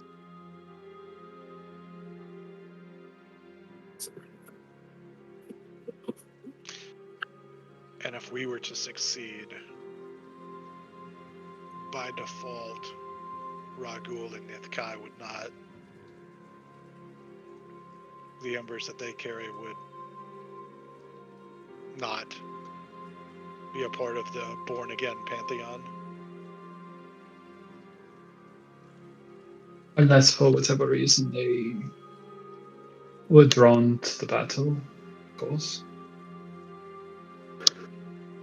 But it is my understanding that his most powerful subordinates will most likely guard his phylactery. So if you are able to drop their embers before the time comes, then it will not be possible for them to accept the call. So we have to destroy them and the phylactery before finishing Vistris. Yes. Hashtag Double Dragon.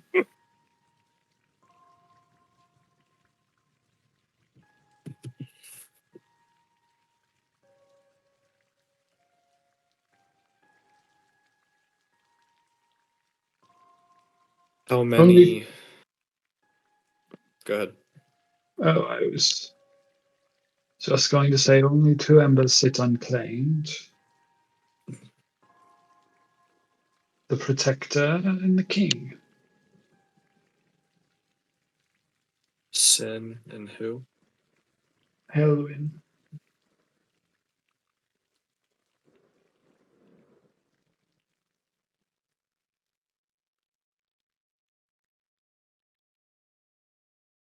Seems as far as I can tell, these embers will go unclaimed and burn out. But Sin's ember is tied to the throne. So really, it's just Helwyn's and yours. Yes, of course. I currently hold mine. Well, that bowl does. Yeah. Oh. How many do we need in each party? It's not the number of need. Mechanically speaking, if you're going to Celestia, you need an ember. Yeah, That's I just think it's the game. So Nate has one, Marshall has one. Croft kind of has one. Kind of has two. Kind of has two. And then Will definitely has to. Will definitely has two. Which is a real shame because I just want to point out I was Team Spear since like day one. Steven kept not wanting to go in there. I kept wanting to spend all my time in there. And now I got two characters with embers. They're not going to get to go in there. So, Brick there, Will. there's a few things game-wise and mechanically that we can talk about. So, to get to Celestia, you already know what you got to do. There's a badass angel that you got to fight. We've got a lot of fights ahead of us, it looks like. Yeah, I mean, there's some shit. So you gotta go there to gain access to the throne. That would be the next stop for the Ember group moving forward. They're currently, that would mean I'm gonna move some people because it's easier. Xerxes has a number, Steven has a number, Bob has a number, Stalik has a number. All these people do not that Nana and Sarah are player characters at the moment. Those are NPCs.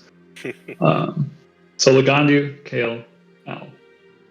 We're gonna take some real peeks behind the curtain because like I am not making people sit out a week because of X, Y, and Z because that's fucking stupid.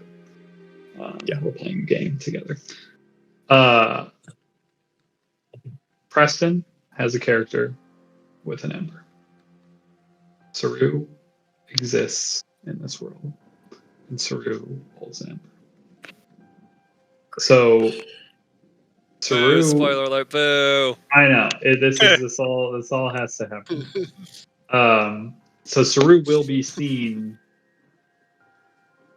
in upcoming, basically. Like that's something that's coming. So Kale and Lagandu don't necessarily need access to an ember here. Isabel has an ember, but she's in a kind of a very different state. So that's something that needs to be a little worked out with me and Croft. You don't mind when Steven makes a slight detour in Celestia. Just don't worry about that. Isabel wouldn't be part of the upcoming fight because she's already there. So there's some things for you guys to work out as far as like where things go. Marshall clearly only really has one character because Tumnus is not in this area. So like wherever Steven goes, there's plausibility for bringing something elsewise in for Marshall to play in the other direction, or he can take on one of the many NPCs that we have at the disposal. and he can level them up and all that stuff. He wants to be cold and give us all tattoos. Yeah, I mean, there's a lot of options. So like, I know like story is really important, but I also like I want to play the game with you all, like, and I think we have some really interesting fights and things to come.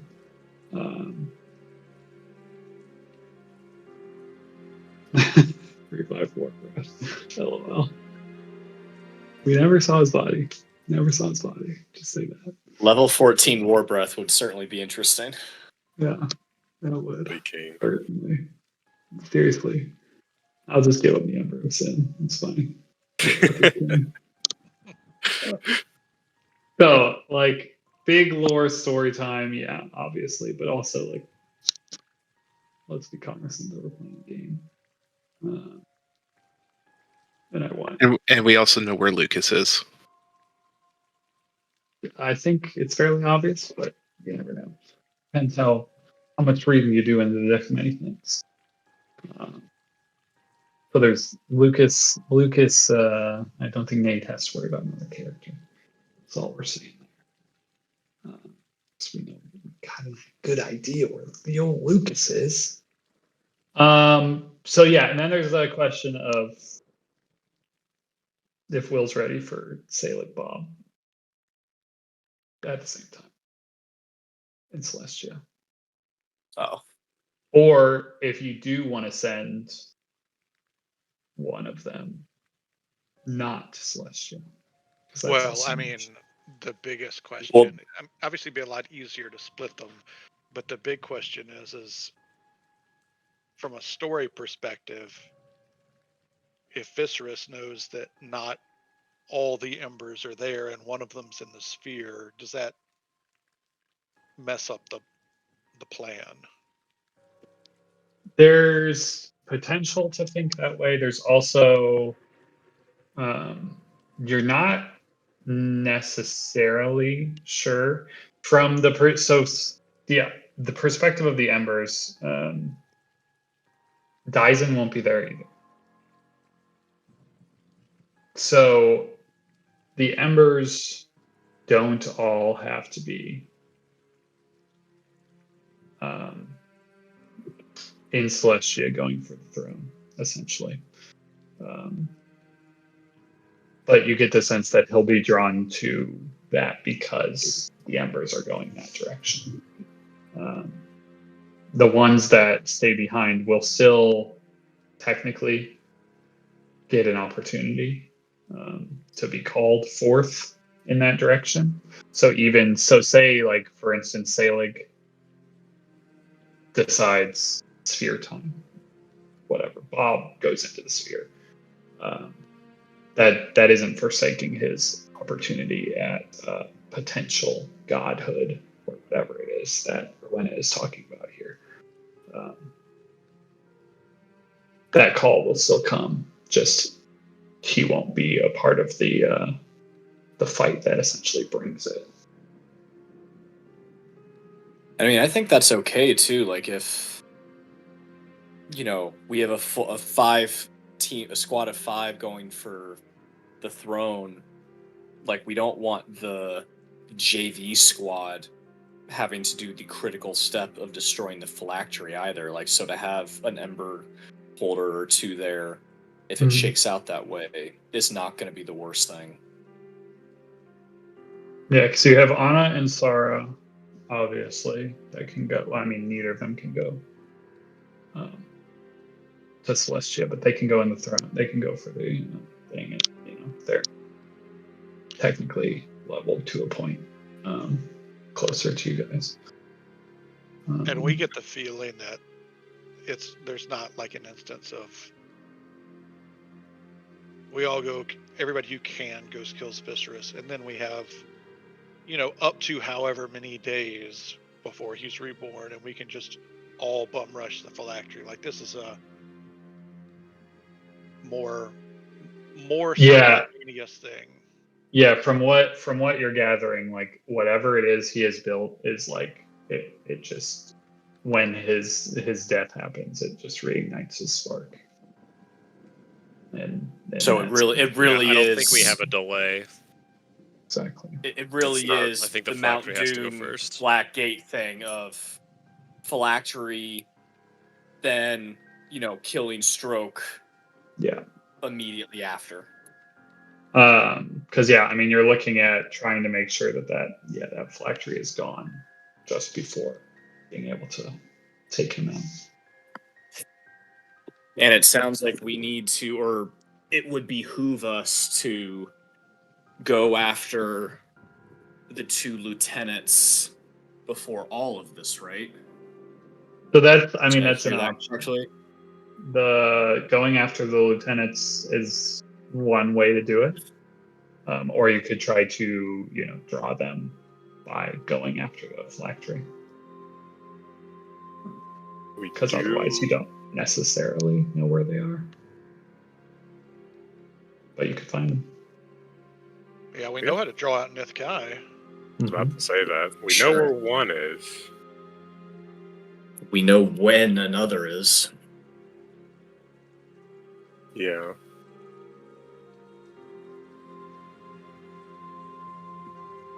It might, if we want to take, care of the lieutenants before, both might not be feasible, but one could definitely give us an advantage once we're in the sphere, not having a double dragon fight, Yeah. And And it drops an ember for us to claim. True. potentially, every time an ember drops, there's potential that it burns. But, Sure. But it's just like it gives us the chance for it. correct. Yeah.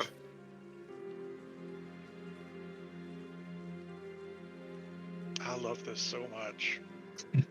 Yeah. I had a thought and I lost it. But you're right, this is awesome.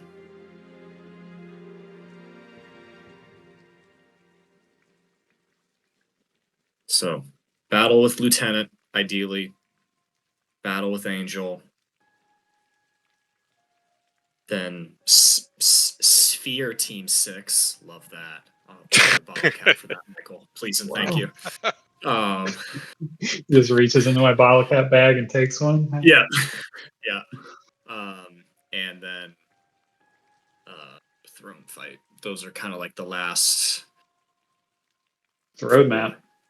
Lieutenant, Angel, Sphere, Throne. Yeah. Because I guess the other way to think about it is we will have 5 characters in the ultimate party split. Yeah. Do we dare dally around and try and secure that Hellwind Ember as well?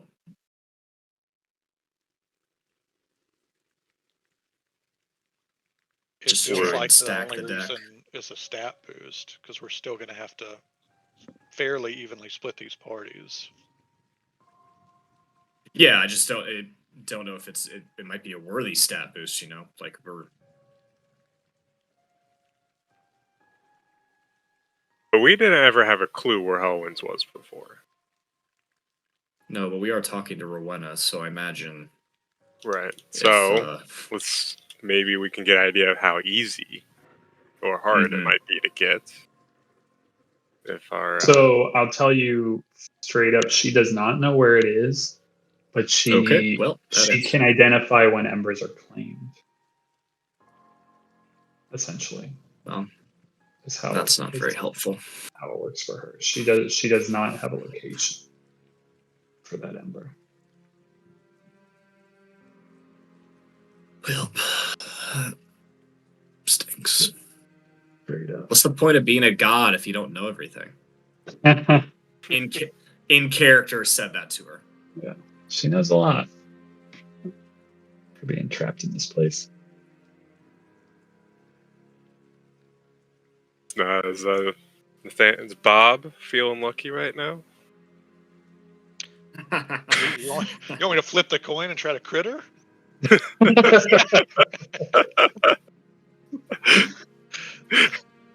Oh, if that not that kind of lucky. There but, is another way. There is another way to take her, Ember. If you don't want to agree to the terms. So I mean, this is bound to be an arcane ember, like magic boost.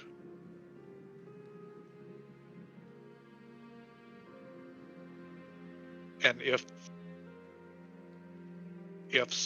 there is a Staru, that would leave the option of Owl taking it, but can Owl? I don't know. I mean, all the non-ember holders don't. It doesn't seem like, for lack of a better term, a black mage boost. Like somebody's going to have to take it. Mm-hmm. Depends if we don't take it. Asking Rowena. Al speaks up for the first time.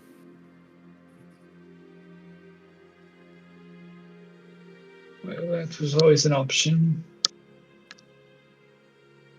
Then I will watch it burn out,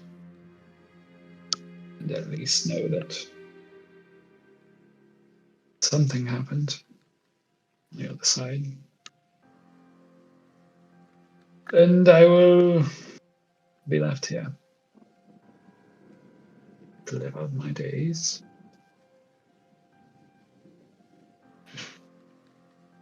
Before I reach my end. Knowing that the Weaver will have died with me.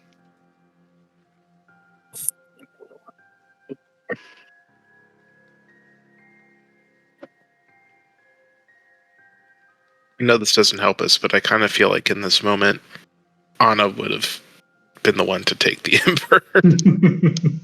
Oh yeah, definitely. Yeah. That's a great call name.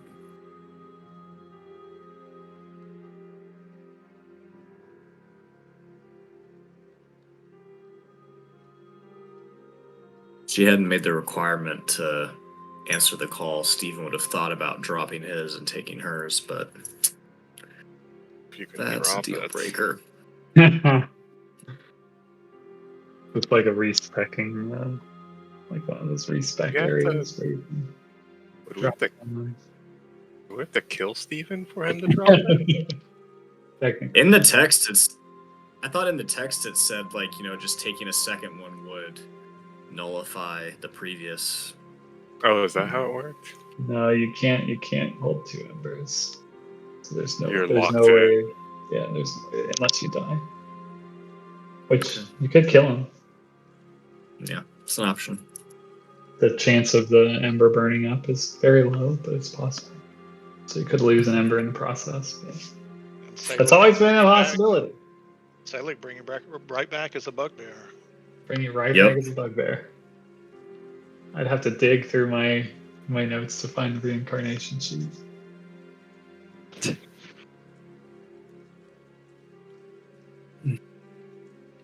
But I'd do it.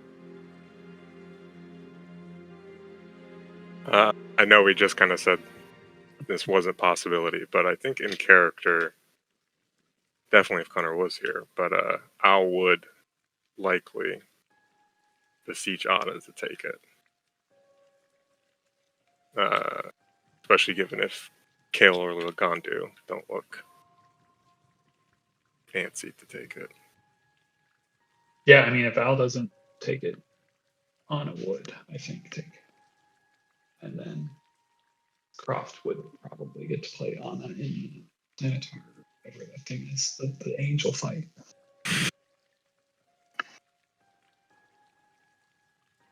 Before we reach Celestia and other things. But Anna's an NPC now, so Anna can take it if you want her to.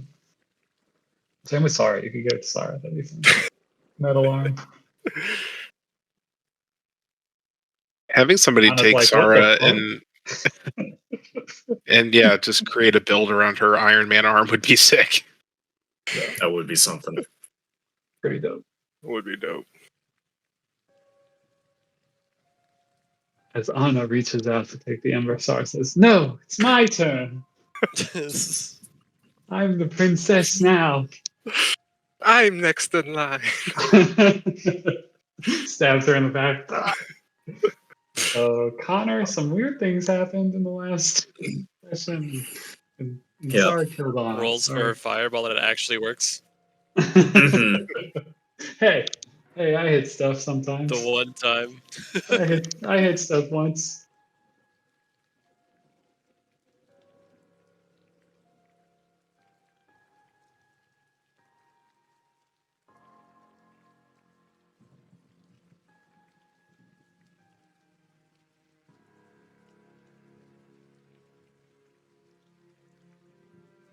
But what we think.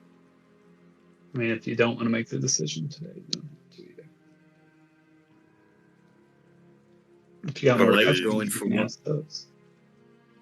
I like going for one of the lieutenants first. Go ahead.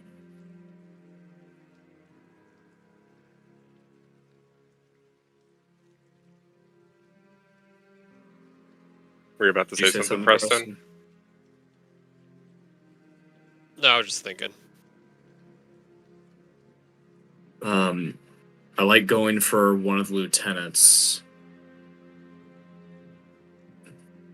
because that, weakens Viscerus, possibly drops an Ember. Only upside there. Does Rowena know Viscerus's current location? No, she does not know where he currently is. Does Rowena know whether or not Viscerus would be aware if one of his lieutenants died? She thinks likely. She would know when the Ember dropped that there was one less, and she thinks he would know as well. Same as Nafkeith would also be aware if an Ember were to drop. But he might. But if it's just that information, he won't know Who? where or when. But it That's could right. cause him to, change plans. Possibly. There's also the potential that if you're jumping time, that you could draw his attention as well. But Yeah. that's just a percent chance on the table. So what happens there? Fight a god and a dragon at the same time. Whatever. Yeah.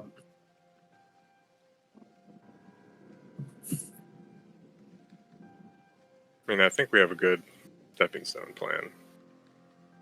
Especially if we have no idea of where to go after Hellwinds. Hit the lieutenant, hit the angel, hit the sphere.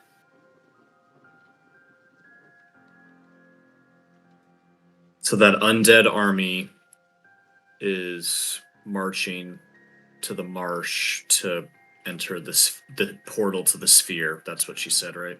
Mm-hmm. Does she know how long it will take for them to get there? She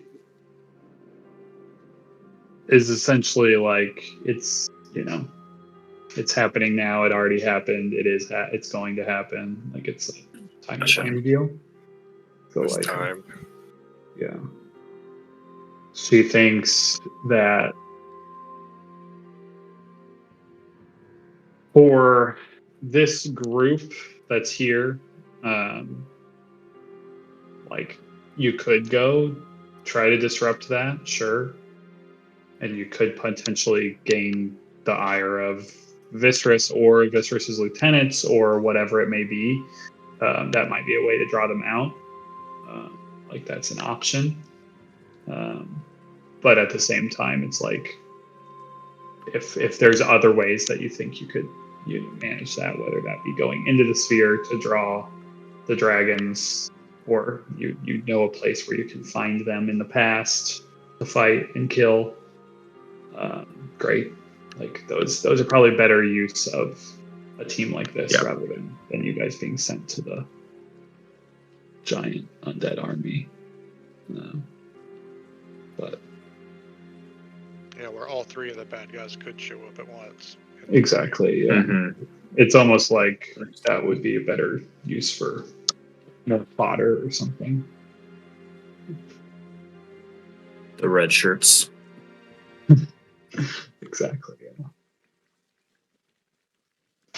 We see this very faint vision of Arthur watching on with Colt. And Dwalin. And there's Dwalin. And Fent. Oh no, he's just fishing. Sorry. Yeah. A master fisherman. That is correct. So we also kind of have to figure out who is forming the Sphere Your gang. team, correct? Sphere team. Sir. Is it going to Yeah, be 6 Sphere Team people? 6. I love that. That's great as it is. Wow. Could have party plus Sara. So, Little sorry, actually. Juxie needs to tweak her arm gun a little bit, but Turn it up to 11. Do some upgrades. yeah. And now does 3d10. Sounds low at this point. Sounds low. What level are we? 14. we I literally don't know. 14, 15, something like that. 13, 14. I literally. level 14 minus Croft bumping to 15 before Owl disappearing. Well, Can Rowena bring this session, bring everyone's level. Owl or Lucas back? She cannot Bummer. do either of those things. What can gods do? Stephen will ask. In character. A lot of things. She brought you here.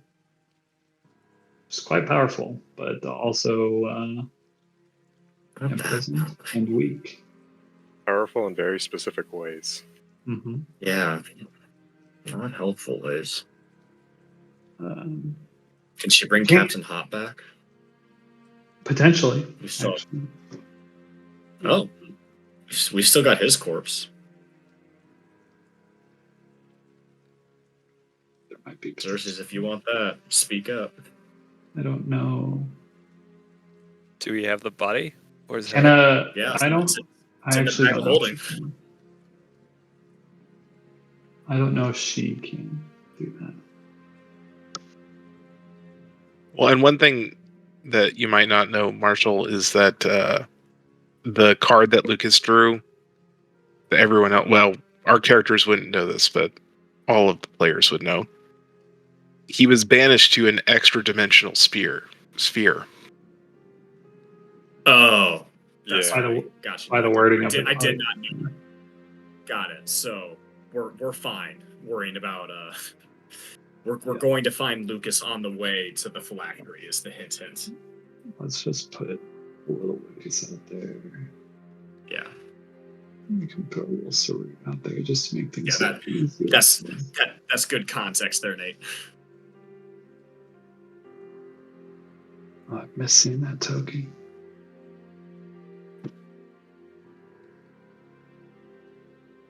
I mean, so currently it's looking like this, but it doesn't have to look like this. But Selig and Bob Anna would be in the split, right? top one. Oh, sorry. Anna would be Rowena's MB. And then we've got Selig and Bob. And then there's Tharu and or Lagandu and Kale at the bottom. But it's potential that one of those guys could go somewhere else. Or we have, 2 cats going in the sphere.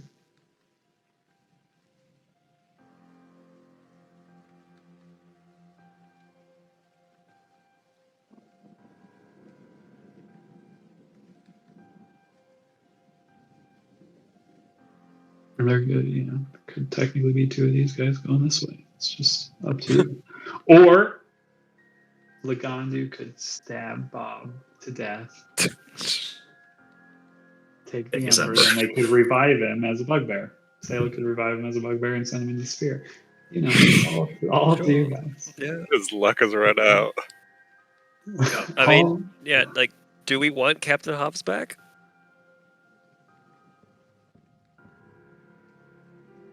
The Nate question. Depends on how much you want to complicate things for yourselves and me. I'm not running him. I'll tell you that. I'm already thinking of ways I can complicate it for you with my new character, Michael. So don't for my Yeah, Sphere Team that's 6. that's what's missing at the bottom. We're missing a Yeah. Sorry, I was peeing. Oh, you should have tuned us into that. I would have loved to be there. Yeah. I would have too. I would have rooted you on. Nice to have an I mean, audience I already sometimes. have two characters. I mean, I love Captain Hop. I never wanted him to die in the first place, but Yeah. since I already have two characters, I don't know if me having a third character is helping us at all. He did bring us Lucas. Captain Hopstep brought us Lucas. That is true. I'm gonna these being well, they can't really, I guess, be in position. It's confusing. So we got to double up on the top and bottom.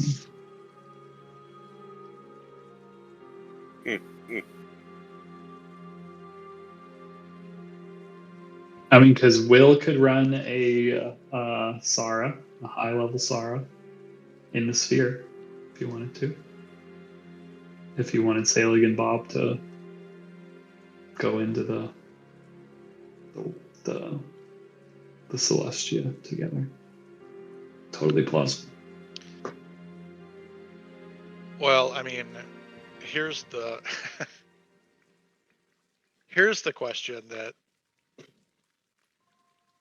strategically, like if they had to be split, this would be a tough call. Because neither one of these things sound like a Selig specialty of like crowd control, battlefield control type situations. These are some big baddies on both sides. But like if I dropped one of them down into the lower group, Mm-hmm.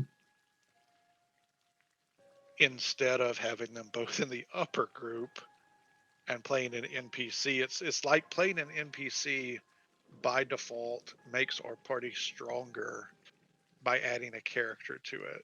So like, do these encounters scale? Or Everything's gonna scale, baby. I'll tell you that much. Just because if that's the case, just from a gameplay point of view, like I really, as fun as it would be, taking twice as many turns as everybody else is not. I mean, Yeah. especially if there's going to be 36 dogs running around and an echo. You never know. And There might be 1,000 dogs. like, yeah, I mean, my goal is that everyone gets to play all the sessions moving forward. yeah, I'd Obviously, I've prefer, made this a little more complicated than making it that easy, but we also have 1,000 characters. just from a game. I want to find ends for all of them. Yeah. So if we have to do it this way, we can. But if there is a way to like scale it and have them split, that way everybody's playing the same amount of D&D within reason. Like I've already taken over the last 3 episodes with the solo fight and the 2 episodes Mind of Clavius.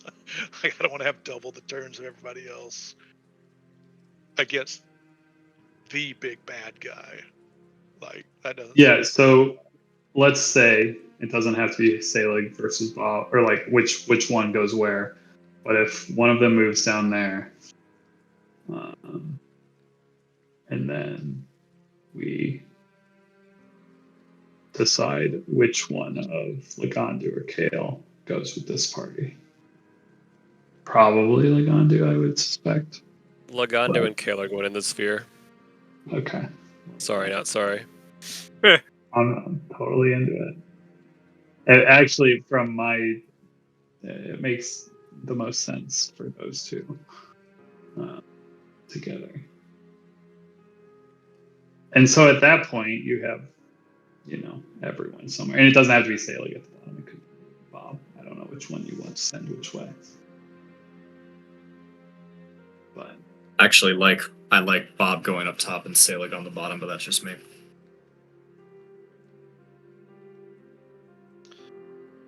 Yeah, I think I do too. If for no other reason than story reason, like Selig is in a place where he feels like he needs to redeem himself, and getting a one-way ticket up to heaven, probably not something that he's interested in right now. He needs to win back his faith in himself. I don't know what party I'm more afraid of, if I'm being honest. Can someone make sure to bring the Constitution bracers, because I lost 40 hit points off that deal. So, please and thank you.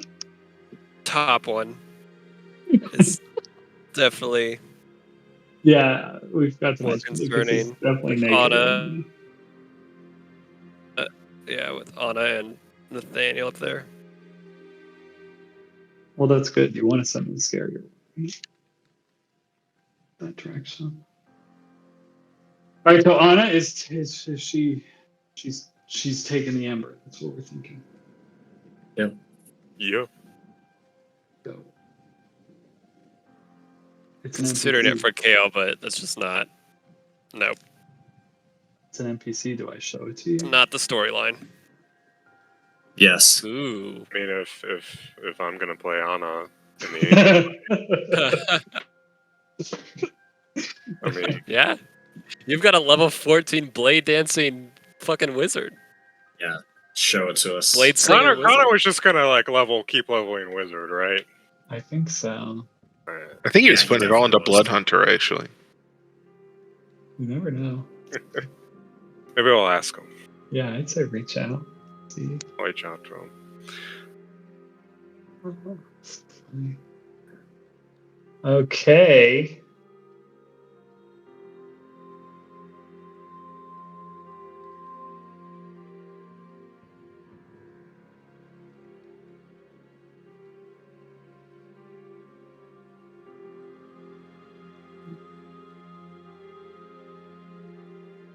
Who's frontline fighting in the bottom group?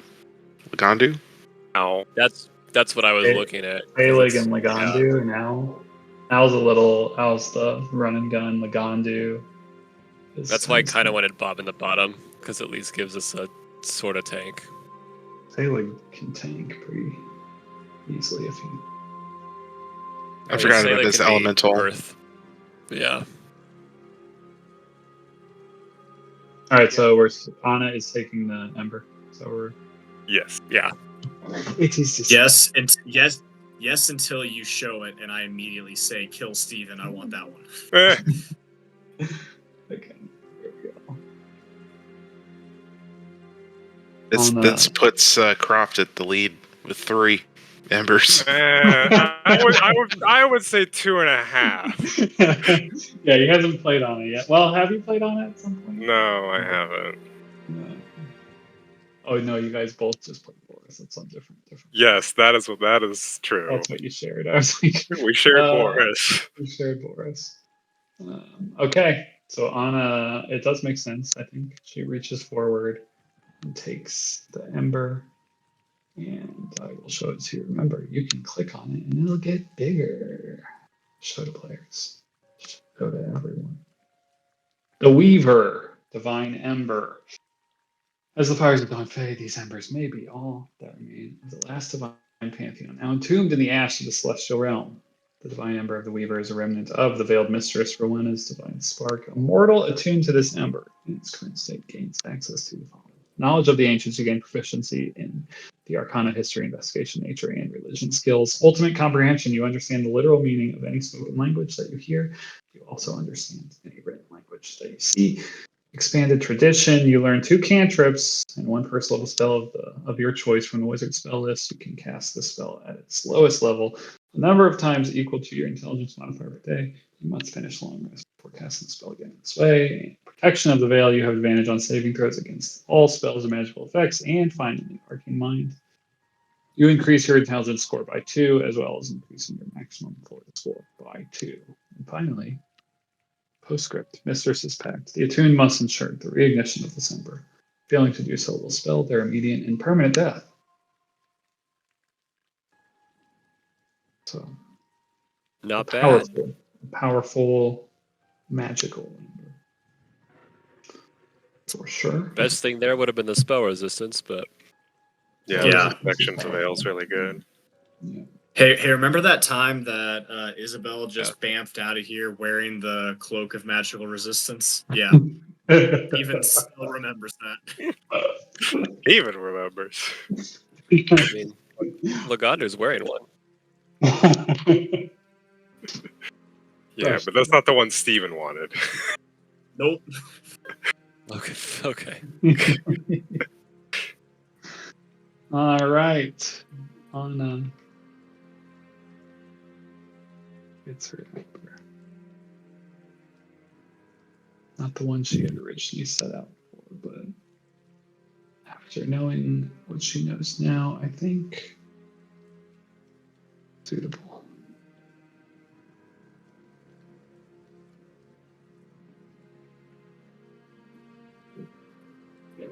Somebody rolling hit dice out there? Shit. I forgot to do it during our short During the rest. short rest. Yeah. It's like, why is my HP so low? Yeah, I think Lagandu's aim. You'd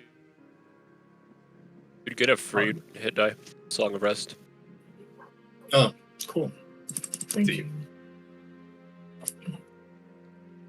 Well, Rowena is very happy to see that ember will be carried forward.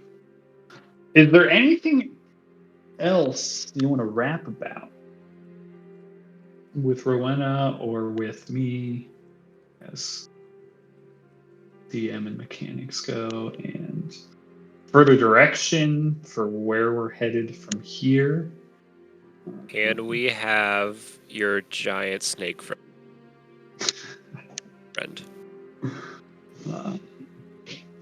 Oh yeah, the giant snake in the background.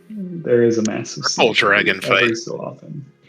Triple dragon fight. Every so often there is a massive snake in there. If you're asking her about that, she'll just kind of laugh it off. I and the snake are one and the same. This phone just seemed more suitable. If one of you would have chosen, say, not to agree and to take my ember by other means, then you may have encountered my other form a bit more closely. I'm glad it didn't come to that.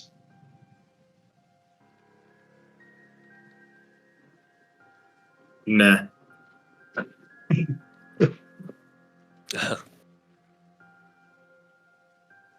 So which group goes first?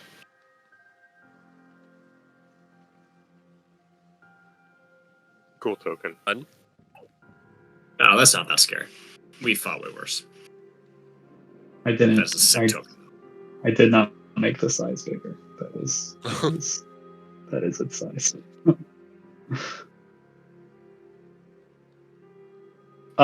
Which ones go first? It's technically all going to happen simultaneously unless you guys are going after the lieutenant.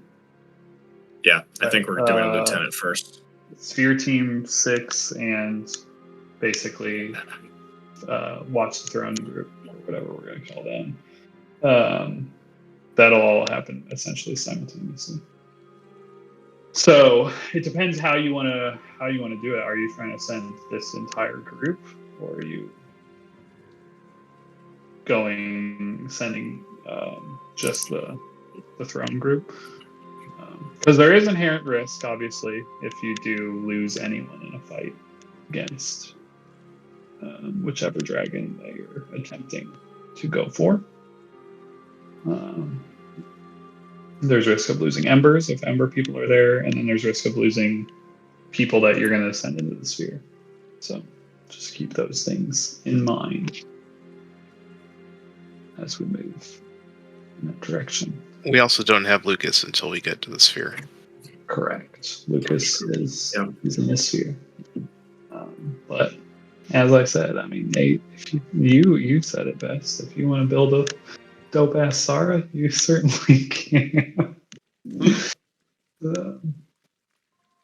So there's options. It just depends how you guys kind of see this all playing out. If you're trying to send everyone.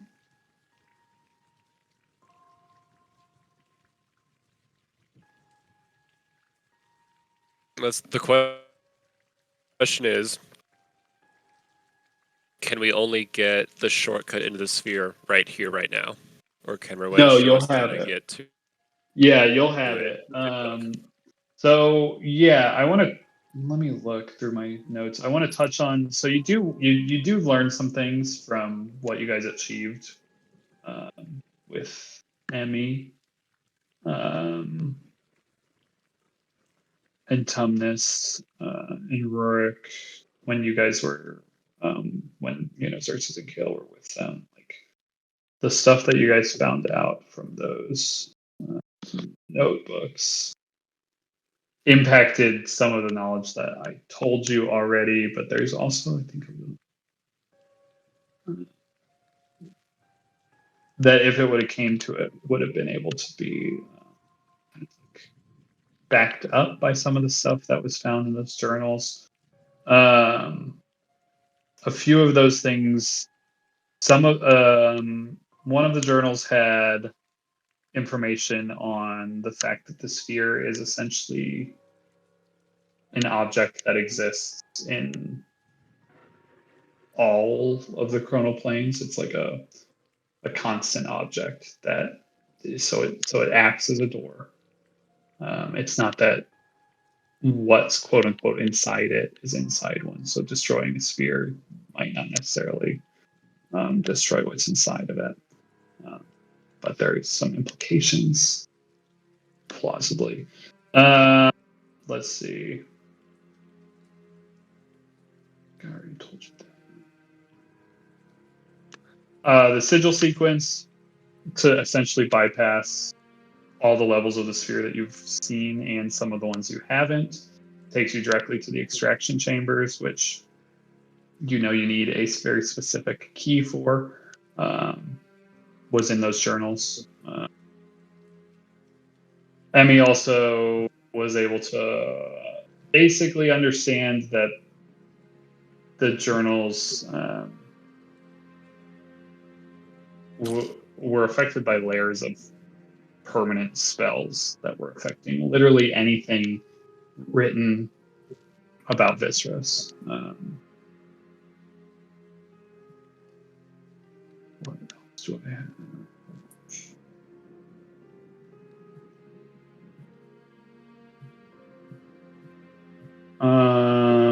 She also got the sense that it was written, either copied from either written in or copied from some kind of original journal of Viscerus, whoever this being was, before they ascended to the Pantheon, and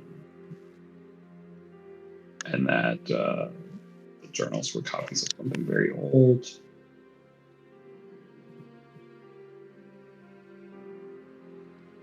That's mostly wasn't already said.